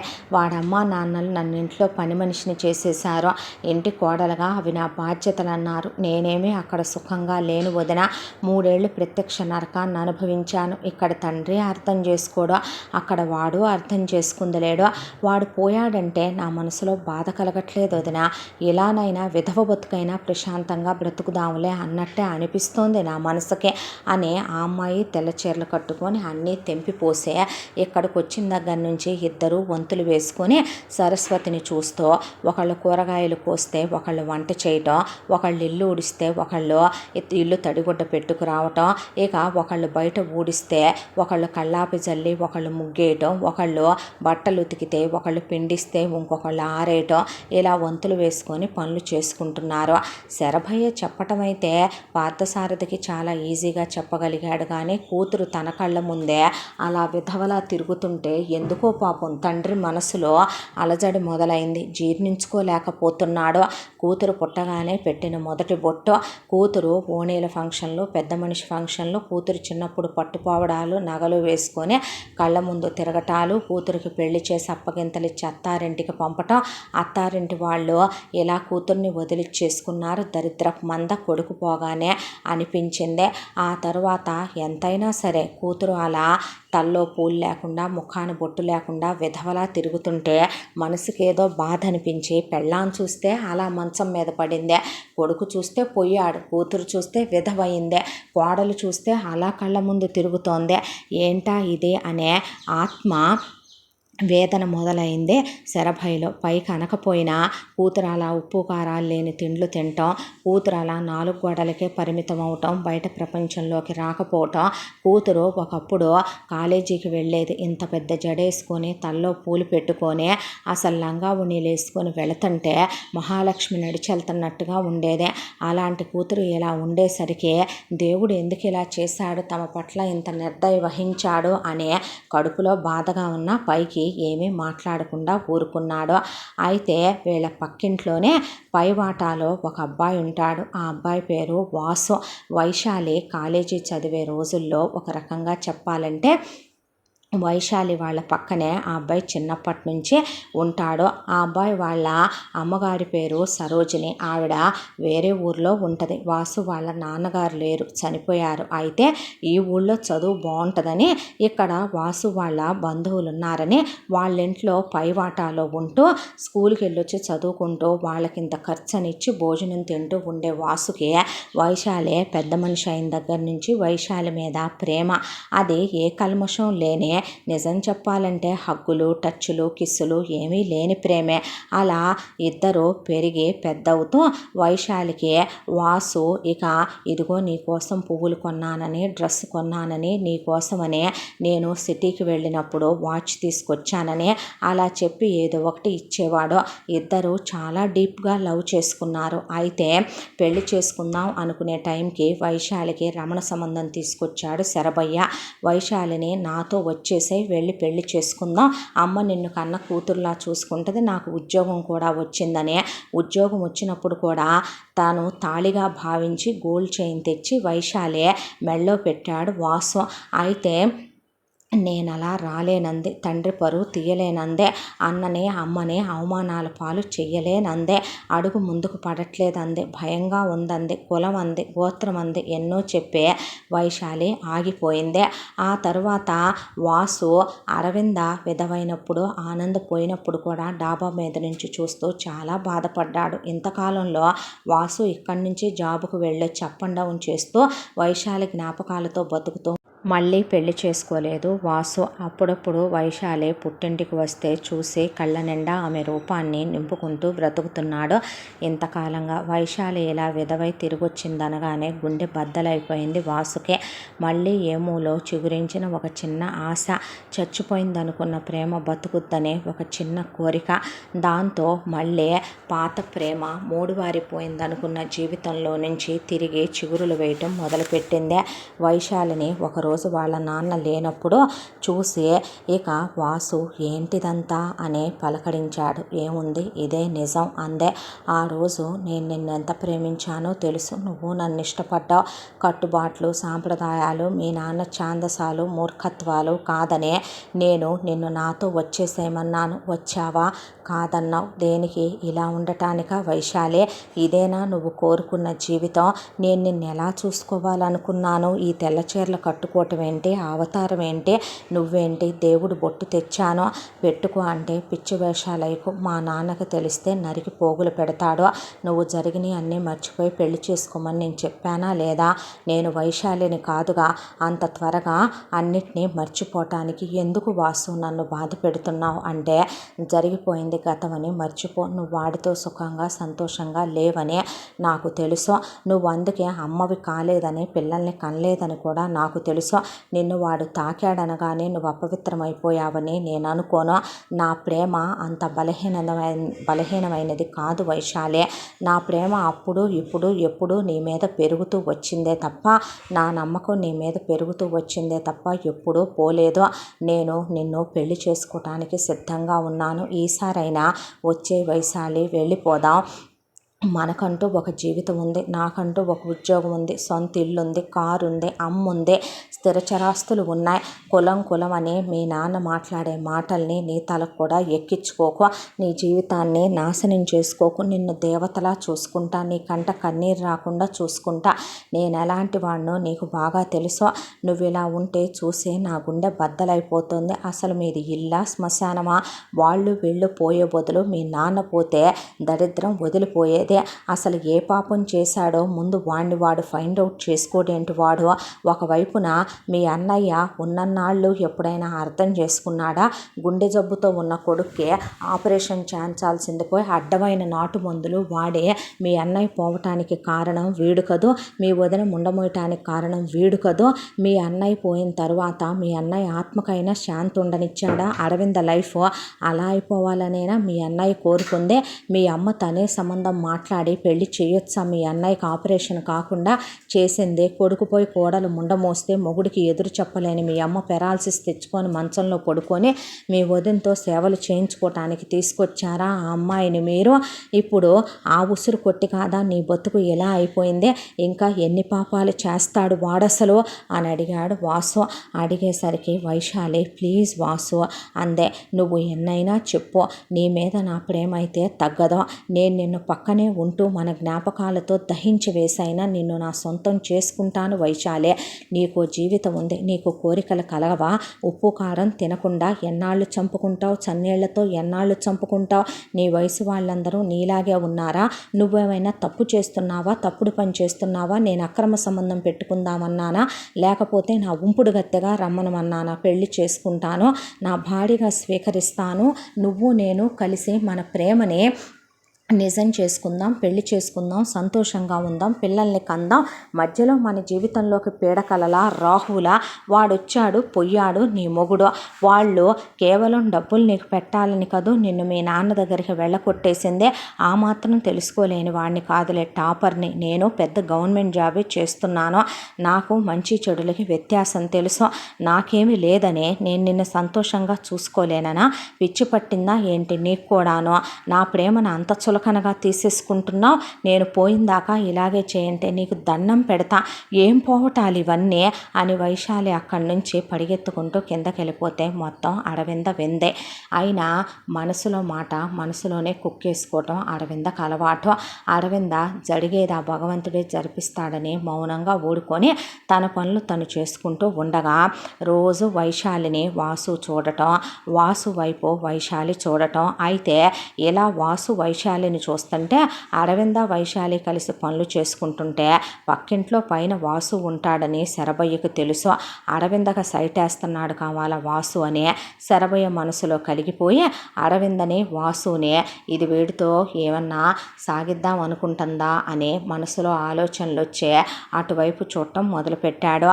మొదటి నుంచి వాసు మల్లెపూలు సన్నజాజి పూలు పైన పందిర్లు వేసి ఉంటాయి, అవి కోసి వైశాలికి పైన నుంచి కిందకు పోయటం అలవాటు వాసుకే.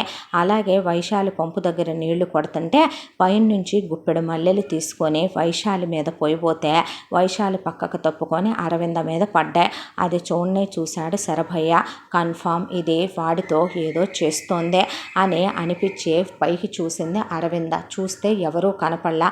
వెనక్కి తగ్గి చంపలు కొట్టుకొని క్షమించు తండ్రి, నా చెల్లెలు లాంటిదే, నేను అలా చెయ్యాలనుకోలేదు అనేసరికి ఇక వైశాలి వదిన దులిపేయి అంటే పూలు పర్లేదులే వదిన, పిల్లలెవరో పోసుంటారులే, నేను క్లీన్ చేస్తాను వెళ్ళు అనేసింది వైశాలి. అన్న తర్వాత పైకి వెళ్ళి బుద్ధుందా నీకు, ఏంటా పిచ్చి పనులు, నేను నీ మీద పోసానే అంటే వెధవేషాలు వేయకు, మా నాన్న చూశాడంటే చంపి పాతి పెడతాడు నిన్ను నన్ను, ఎన్నాళ్ళు దడుస్తావు ఇలా మీ నాన్నకే అని అంటూ ఉండగా రోజు పెళ్లి చేసుకుందాం అని ఒక రోజున వైశాలి చెయ్యి గట్టిగా పట్టుకొని వైశాలిని లాగి బుగ్గ మీద ముద్దు పెట్టాడు వాసు. ఒకరోజు కౌగిలించుకున్నాడు. వైశాలికి జీవితం మీద ఆశ కలుగుతోంది, ప్రేమ కలుగుతోంది, కోరికలు కలుగుతున్నాయి. మరొక రోజున వైశాలి తల్లో బలవంతంగా పువ్వులు పెట్టాడు, ఒకరోజు బొట్టు పెట్టాడు. ఇక ఆమెని ఆ డాబా మీద నుంచి ఈ డాబా మీదకు దూకేసి గట్టిగా కౌగిలించుకొని ఆమెకి స్పందనలు కలిగేలా చేసి దూకేశాడు వాసు. అవన్నీ గమనిస్తూనే ఉంది అరవింద. పులకించిపోవటం మొదలైంది వైశాలి మనసు, శరీరం, వయసు కూడాను. అయితే ఇవన్నీ శరభయ్యకి తెలియదు, కానీ అరవిందకి వాసుకి మధ్య ఏదో జరుగుతుందనే అనుమానం పడగలు విప్పటం మొదలైంది శరభయ్యలో. అయితే ఒక రోజున ఇంట్లో బ్రాహ్మలకి సంతర్పణ పెట్టుకున్నాడు శరభయ్య. భోజనాలకని వాళ్ళు వచ్చి కూర్చున్నారు, వంటలు చేస్తున్నారు అరవింద వైశాలి కలిసే. చేస్తుంటే వాసుకి ఇక సహనం చచ్చిపోయి, నేను చచ్చిపోతానని, నువ్వు నా కోసం రాకపోతే నేను బ్రతకనని, నా శవాన్ని చూస్తావని నీ కోసం రైల్వే స్టేషన్లో ఎదురు చూస్తూ ఉంటానని. నువ్వు కానీ రాకపోయావంటే మాత్రం ఇదే నీకు నాకు ఆఖరి చూపు అవుద్దని రాసి ఒక చిన్న పిల్లని పిలిచి అక్కడ వైశాలి అక్క అని ఉంటుంది, ఆ అక్కకి ఇవ్వమ్మా అని చెప్పి మరి రైల్వే స్టేషన్కి బ్యాగ్ సర్దుకొని వెళ్ళి కూర్చున్నాడు ఎదురు చూస్తూ వాసు.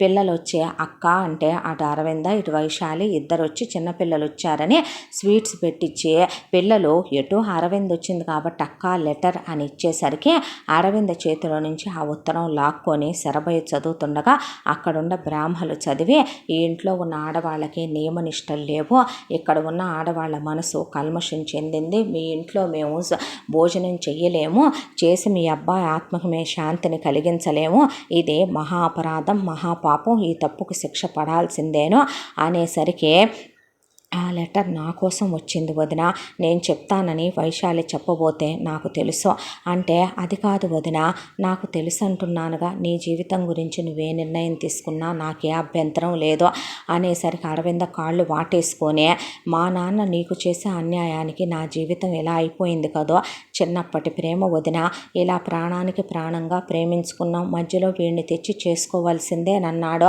అన్నయ్య వీడి దగ్గర ఉండలేకే దూరంగా వెళ్ళిపోయాడు, వాడి ప్రాణాలు పోవటానికి అమ్మ మంచాన పట్టడానికి వీడే కారణం, ఇంకా వీడి కింద మేము ఎన్నాళ్ళు నలిగిపోవాలో, నీ జీవితం ఇలా ఎందుకు నాశనం అయిపోవాలి, వెళ్ళిపోమంటే నా గురించి నీకు అనవసరం, నీ జీవితం గురించి నువ్వు నిర్ణయం తీసుకో అని అరవింద చూడండి ఈ ఉత్తరం ఎవరు రాశారో ఎవరికి రాశారో ప్రమాణ పూర్తిగా నాకైతే కాదు, నాకు రాయలేదు, నేను ఎవరితో ఏ తప్పులు చేయలేదు, పోయిన నా భర్త మీద ప్రమాణం చేసి చెప్తున్నాను, మీరే శిక్ష విధించినా నేను సిద్ధమేనంటే రాత్రికి గుళ్ళో నిప్పుల గుండం మీద ఆ అమ్మాయి నిప్పుల గుండాన్ని 21 సార్లు తొక్కాలని చెప్తే అలాగే తొక్కుతానండి అన్నాక మేకుల పీట మీద నడవాలన్నారు, అలాగే నడుస్తానండి అని చెప్పింది అరవింద. వదినా వద్దని వైశాలి కాళ్ళు పట్టుకుంటే నీ జీవితం గురించి నువ్వు ఆలోచించుకో వైశాలి అని అరవింద శరభయ్యని తీసుకొని వెళ్దామమ్మా అని అంటే వెళ్దాం మావయ్య అని బయలుదేరుతుంటే పాపం నాన్న తప్పు నాన్న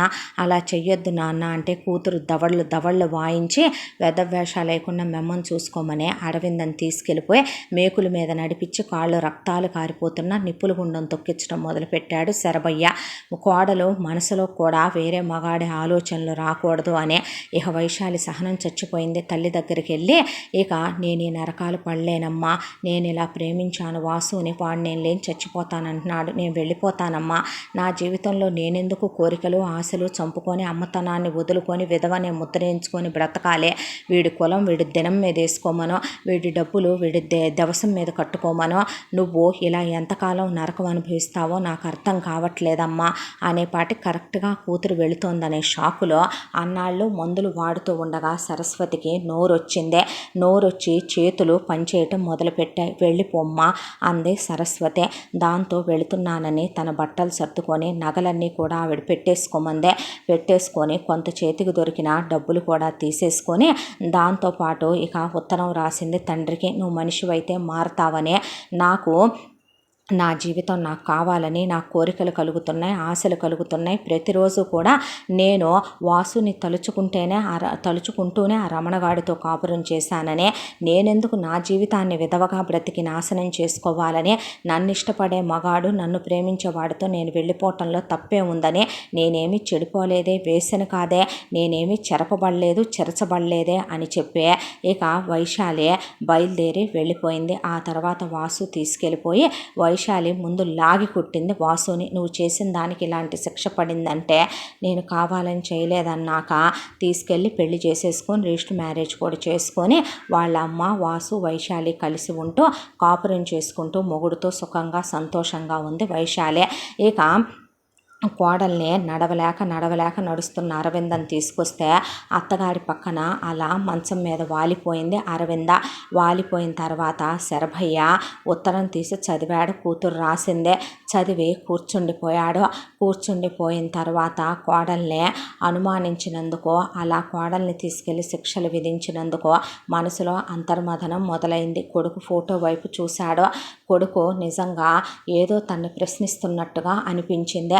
సరస్వతికి నోరొచ్చి శరభైనే, ఇంకా ఎంతకాలం నువ్వు ఇలాగే ఉంటావో, ఆ అమ్మ ఏం పాపం చేసిందని శిక్ష విధిస్తావు? నీ కూతురు మనసు కూడా చెలించే లేచిపోయిందని నువ్వు పేరు పెడతావో, లేదా తన బ్రతుకు గురించి ఆలోచించుకొని వెళ్ళిపోయిందంటావో?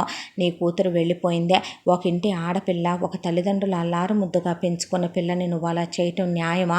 మనవాడు అసలు అందుకు కాదు నిన్ను అసహించుకునేదే. చిన్నప్పటి నుంచి వాడు కలలు తొక్కేశావు, వాడు ఆనందాలు తొక్కేశావు. వాడు చదువుకుంటానన్న చదువుని చదువుకొని వాడు డాక్టర్ అవ్వాలనుకున్నాడు. డబ్బులు ఉండి కూడా నువ్వు నీ శాసనాలతో వాడిని చంపేసుకుంటూ వచ్చావు. గుండె జబ్బు ఉన్న పిల్లాడికి 15 ఏళ్ల వయసులో ఆపరేషన్ ఛాన్సాలైతే వాడు పోయిందాకా నువ్వు ఆపరేషన్ ఛాన్సకుండానే వాడిని లాక్కొచ్చి చివరికి పైకి పంపి కోళ్ల విధవటానికి కారణం నువ్వు కాదా అని ఆవిడ అడిగి, నేను పురుగుల మందు తాగుతాననే పాటికి ఆ మందు డబ్బా పక్కకు తోసేసి పడుకున్న కోడలు కాళ్ళు పట్టుకొని దండం పెట్టి లోపలికి వెళ్ళిపోయాడు, ఏమీ మాట్లాడకుండా శరభయ్య. ఇక్కడ రోజులు ఇలా గడిచిపోతూ ఉండగా మరొక వైపున ఒక రోజున ఎవరో ఒక ఆవిడ వచ్చి బెల్లు కొట్టింది. అలకనంద వెళ్ళి తలుపు తీసింది. ఎవరండి అంటే, పార్థసారథి గారు ఉన్నారా అమ్మ? నాన్నగారు ఉన్నారండి అన్నాక, బాగున్నావా అన్నయ్య అని ఆవిడ వైపు చూసే, ఎవరమ్మా అంటే, నేనన్నయ్య అంటే, గుర్తు రావట్లేదమ్మా అంటే, నేనన్నయ్య సువర్ణనే, రంజిత్ భార్యనే. నువ్వా చెల్లెమ్మ, రా అమ్మ అంటే, ఏంటన్నయ్య ఇలా అయిపోయావో అందావిడ. అంటే, ఈ మధ్య మనసు ఏమీ బాగోట్లేదులేమ్మా అని ఆయన ఏమీ చెప్పలేదు.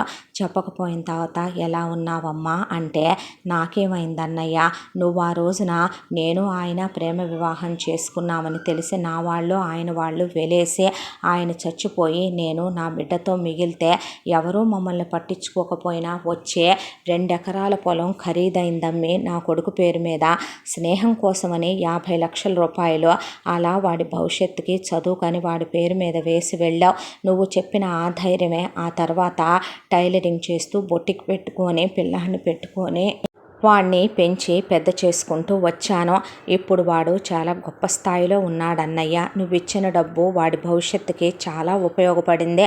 ఈరోజు మేము బ్రతుకున్నామంటే, ఇలా ఉన్నామంటే ఆయన ఎక్కడున్నా ఆయన ఆత్మ శాంతించి మేము సంతోషంగా ఉన్నామంటే, నా అనేవాళ్ళు మా వైపు ముఖం తిప్పి చూడకపోయినా మన మధ్య ఆ తర్వాత దూరాలు పెరిగినా, నువ్వు వేరే ఊరు నేను వేరే ఊరు వెళ్ళిపోవటం జరిగినా, మన మధ్య ఆ తర్వాత కాంటాక్ట్స్ లేకపోయినా నువ్వు చెప్పినట్టుగానే నేను వాడిని నిలువెత్తు బంగారంలా పెంచానన్నయ్య.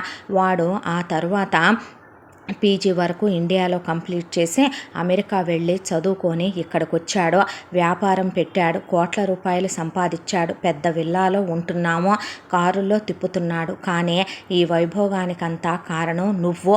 రోజు వాడికి అది చెప్తూనే పెంచుకొచ్చానన్నయ్య. నీకు వాడిని చూపిద్దామని నేను ఈరోజు మీ ఇల్లు వెతుక్కుంటూ ఇక్కడ దాకా వచ్చానన్నయ్య అని రవి అని పిలిచింది ఆవిడ. పిలిచేసరికి లోపలికి వస్తే, బాబు అచ్చం రంజిత్లానే ఉన్నాడమ్మా అనేసరికి వచ్చి కాళ్ళకి దండం పెట్టి ఆశీర్వాదం తీసుకున్నాడు.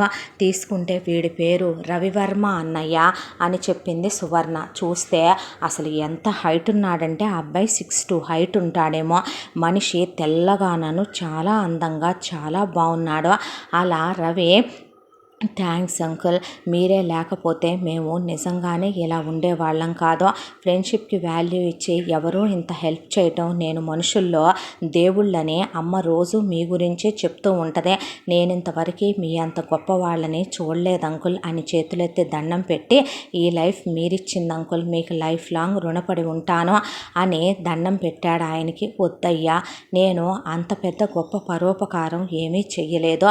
నువ్వు నా బిడ్డలాంటి వాడివే అనిపించింది ఆ రోజు. నువ్వు బాగుండాలనుకున్నానయ్యా. అందుకే ఆ రోజు మీ నాన్న నా ప్రాణ స్నేహితుడు కాబట్టే అదంతా చేశాను.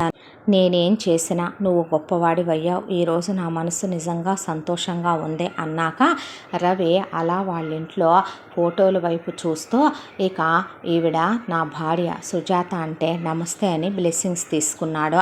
మంచిది బాబు అన్న తర్వాత, నా చిన్న కూతురు అలకనంద అన్నాక, నా పెద్ద కూతురు అరవింద అనే ఫోటో వైపు చూస్తూ చూపించాడు ఆయన.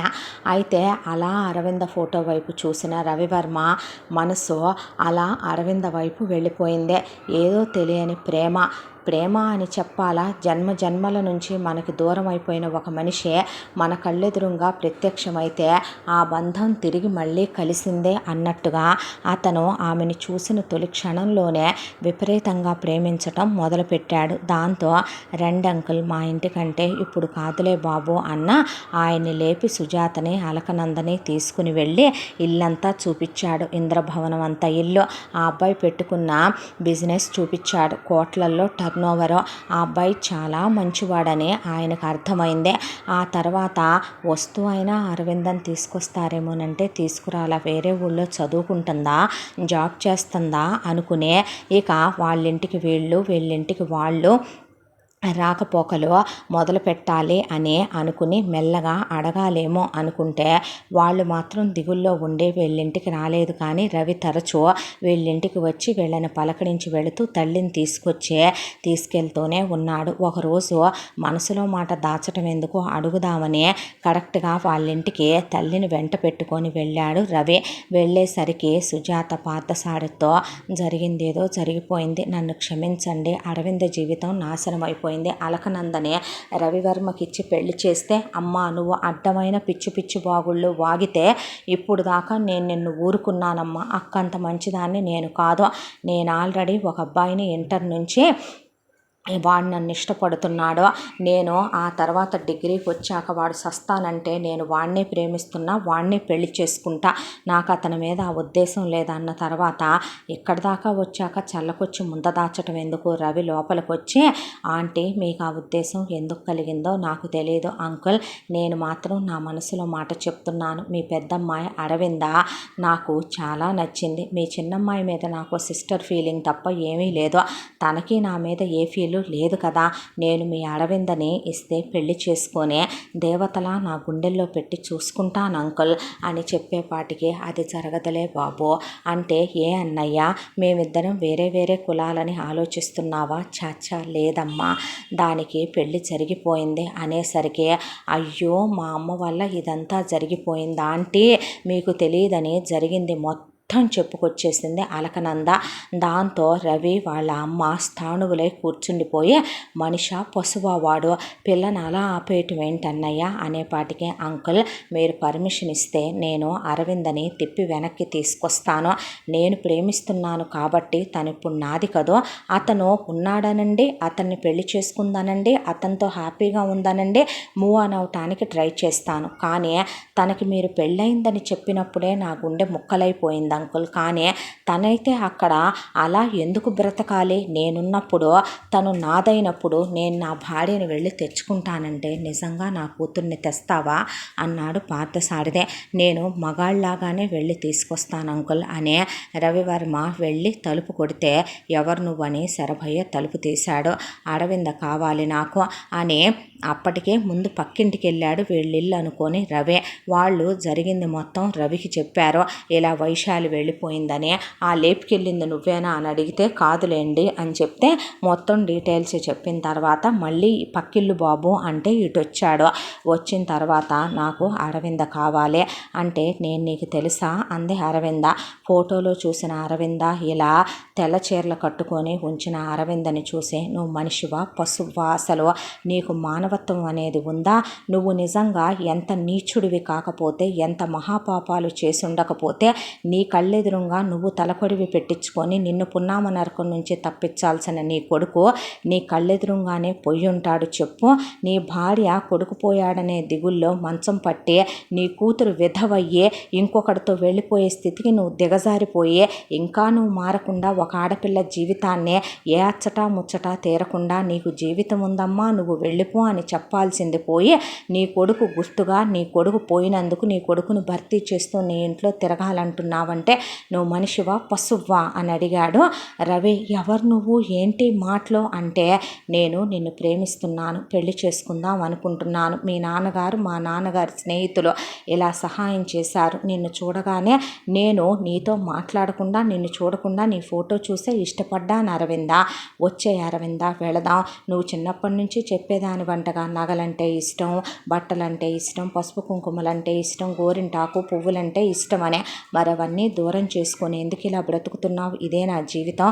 నిజం చెప్పు, పోయిన వాళ్ళని మర్చిపోమ్మని ఎవరూ అనరు, కానీ వాళ్ళని తలుచుకుంటూ జీవితాలనే వాళ్ళకి త్యాగం చేయమని చెప్పారు అంటే నువ్వు ముందు బయటికి వెళ్ళని అరవింద తలుపులు మూసేసిందే. నేనెక్కడికి వెళ్ళను, ఇక్కడే ఉంటానని పక్కింట్లో ఉండటం మొదలుపెట్టాడు రవి. అలా రోజులు గడిచిపోయి శరభైలో అంతర్మదనం. ఒకవైపున సరస్వతికి ఒక్కొక్కటిగా పార్ట్లన్నీ వచ్చేసినాయి. శరభైని పాపం చెయ్యొద్దు, ఇంకా నువ్వు పిల్లాడికి మనశ్శాంతి లేకుండా నువ్వు ఎటూ చేసా ఉన్నప్పుడు ఆత్మశాంతి లేకుండా చెయ్యొద్దనేసరికి అందరికీ ఫోన్ చేసి రమ్మని చెప్పాడు ఒక రోజున శరభయ్య. కూతురు అల్లుడిని కూడా రమ్మనమన్నాడు. ఆ తర్వాత ఇక అరవింద ఊడుస్తుంటే చీపిరి పడేసి రవిని వాళ్ళమ్మ ఫోన్ చేసి రమ్మనమంటే వెళ్ళిపోమ్మా అన్నాడు. అంటే మామయ్య అంది, వెళ్ళిపోమ్మా, నేను వాలంటరీ తీసుకున్నాను, ఇదే ఆనందకు రావాల్సిన ఆస్తి, నువ్వు ఏం చేసుకుంటావో చేసుకో, వైశాలి నన్ను క్షమించమ్మా అంటే తండ్రిని కౌగిలించుకొని ఏడ్చింది. ఆ అమ్మాయి కడుపుతో ఉంది, నెలలొచ్చి ఉన్నాయి. వాసునే నన్ను క్షమించు బాబు, నా ఛాందసవాదాలతో మీ అందరినీ చాలా నరకాలు పెట్టాను. నిజమే రవి, నువ్వు నన్ను ప్రశ్నిస్తుంటే ఆనందే వచ్చే నీలా ఎదురుగా నుంచొని నన్ను ప్రశ్నిస్తున్నట్టే అనిపించింది. నిజమే, నా తల్లిదండ్రులు నన్ను మూర్ఖత్వాలతో నన్ను ఇలా పెంచేశారు, నేను ఇలా పెరిగానో. బావగారు మీరెంత నరకం అనుభవించారో నా కూతురు విధవై నా ఇంటికి వచ్చిన రోజున నా గుండెకి అర్థమైంది. కానీ చెప్తున్నానుగా, నా మూర్ఖత్వంతో మీ అందరినీ బాధ పెట్టే నేను బాధపడుతూనే వచ్చాను ఇంతకాలంగా. నీ జీవితంలో 4 సంవత్సరాల కాలం తల్లి, అది వెనక్కి తెచ్చివ్వలేను. తండ్రి లాంటి వాణ్ణి, నన్ను క్షమిస్తావమ్మా అన్నాడు శరభయ్య. అన్న తర్వాత మహాపాపం చేసిన నేను అది ప్రక్షాళన చేసుకోవాలి. నా భార్యకి అనారోగ్యం పూర్తిగా నయం చేయించాలి. తీసుకెళ్తున్నాను పెద్ద డాక్టర్ల దగ్గరికి. ఈ ఊళ్ళో ఇక మేము ఉండాలనుకోవటం లేదు. మొత్తం ఆస్తంతా అమ్మేశానని వైశాలికిచ్చే అరవింద వద్దంటున్నా చేతిలో పెట్టి మిగతా తీసుకొని మేము ప్రశాంతమైన జీవితం గడపాలనుకుంటున్నాం, దైవ దర్శనాలు చేసుకోవాలనుకుంటున్నామని పిల్లని వాళ్ళకప్పచెప్పి సరస్వతి శరభయ్య వెళ్ళిపోయి వైశాలికి జాగ్రత్తగా చూసుకోమని వాసుకి వాళ్ళ అత్తగారికి అప్పచెప్పి కడసారి వీడ్కోలు చెప్పే ఆ ఊరు నుండే ఆయన ఇక ఆనంద్ ఫోటో తీసుకొని జ్ఞాపకాల్లో కూడా వద్దమ్మా వాడు నీకు, ఎందుకంటే వాడు నీకు ఒక కలలా వచ్చాడు, నీ జీవితంలోకి కలలా వెళ్ళిపోయాడు అని అత్తగారు చెప్పి అక్కడి నుంచి వెళ్ళిపోయారు. తర్వాత రవి అరవిందని పెళ్లి చేసుకున్నాడు. చాలా హ్యాపీ జీవితం. ప్రదర్శనలు ఇవ్వటం మొదలుపెట్టింది. డాన్స్ స్కూల్ పెట్టుకుందే. ఆమె కాళ్ళకి గజ్జెలు కడుతూ ప్రతి షోకి వెళ్ళేవాడు. చాలా ప్రేమగా చూసుకునే అత్తగారు దేవతలా చూసుకుంటూ అమ్మా నాన్నలు కూతురి జీవితం సంతోషంగా ఉందని వాళ్ళ కళ్ళల్లో ఆనంద బాష్పాలు అలా పెళ్ళుబుకి వస్తూ ఇక సుజాత పార్థసారథి కాళ్ళే పట్టుకుంది. అలకనంద ప్రేమించిన అబ్బాయిని పెళ్లి చేసుకుంది. అరవిందకి 2 పిల్లలు పుట్టారు. అలకనందకి పిల్లలు పుట్టారు. పార్థసారథి కానీ నాకు నువ్వు వేసిన శిక్ష నేను మర్చిపోలేను అరవింద అంటే, క్షమించు నాన్న, నువ్వు పెంచిన పెంపకంలో తప్పు చెయ్యలేకపోయాను అంటే, రవి జరిగిపోయిన గతాలు ఇప్పుడు వద్దులే అంకుల్ అనే అరవిందని చాలా ప్రేమగా చూసుకునేవాడు. ఆ అమ్మాయి జీవితంలో పోయిన సంతోషాలన్నీ తిరిగి ఆనందే రవి రూపంలో తిరిగి వచ్చి ఆ అమ్మాయికి అందిస్తున్నట్టుగా అనిపించేది అరవిందకే. అంత అపురూపంగా చూసుకునేవాడు రవి. కాలు కింద పెట్టనిచ్చేవాడు కాదు. భర్త, పిల్లలు, సంతోషమైన జీవితం, పసుపు కుంకాలు, భార్యకి రోజు బొట్టు పెట్టేవాడు, తనే గోరింటాకు పెట్టేవాడు, నోట్లో భోజనం తినిపించేవాడు. ఎంత ప్రేమ మళ్ళీ తిరిగి చూస్తానని అనుకోని ఆమె కళ్ళల్లో ప్రతిరోజు ఆనంద బాష్పాలే. ఇంతటితో ఈ కథ సమాప్తం. మళ్ళీ మరొక మంచి కథతో కలుసుకుందాం. తప్పకుండా మన ఛానల్ని లైక్ చేయండి, షేర్ చేయండి, సబ్స్క్రైబ్ చేయండి, బెల్ ఐకాన్ క్లిక్ చేసి ఆల్ అనే బటన్ని ప్రెస్ చేయడం మర్చిపోకండి. ఈ కథను మనకు అందించిన కథా రచయిత్రి జి. యామిని శ్రీనివాస్ గారు. Thank you.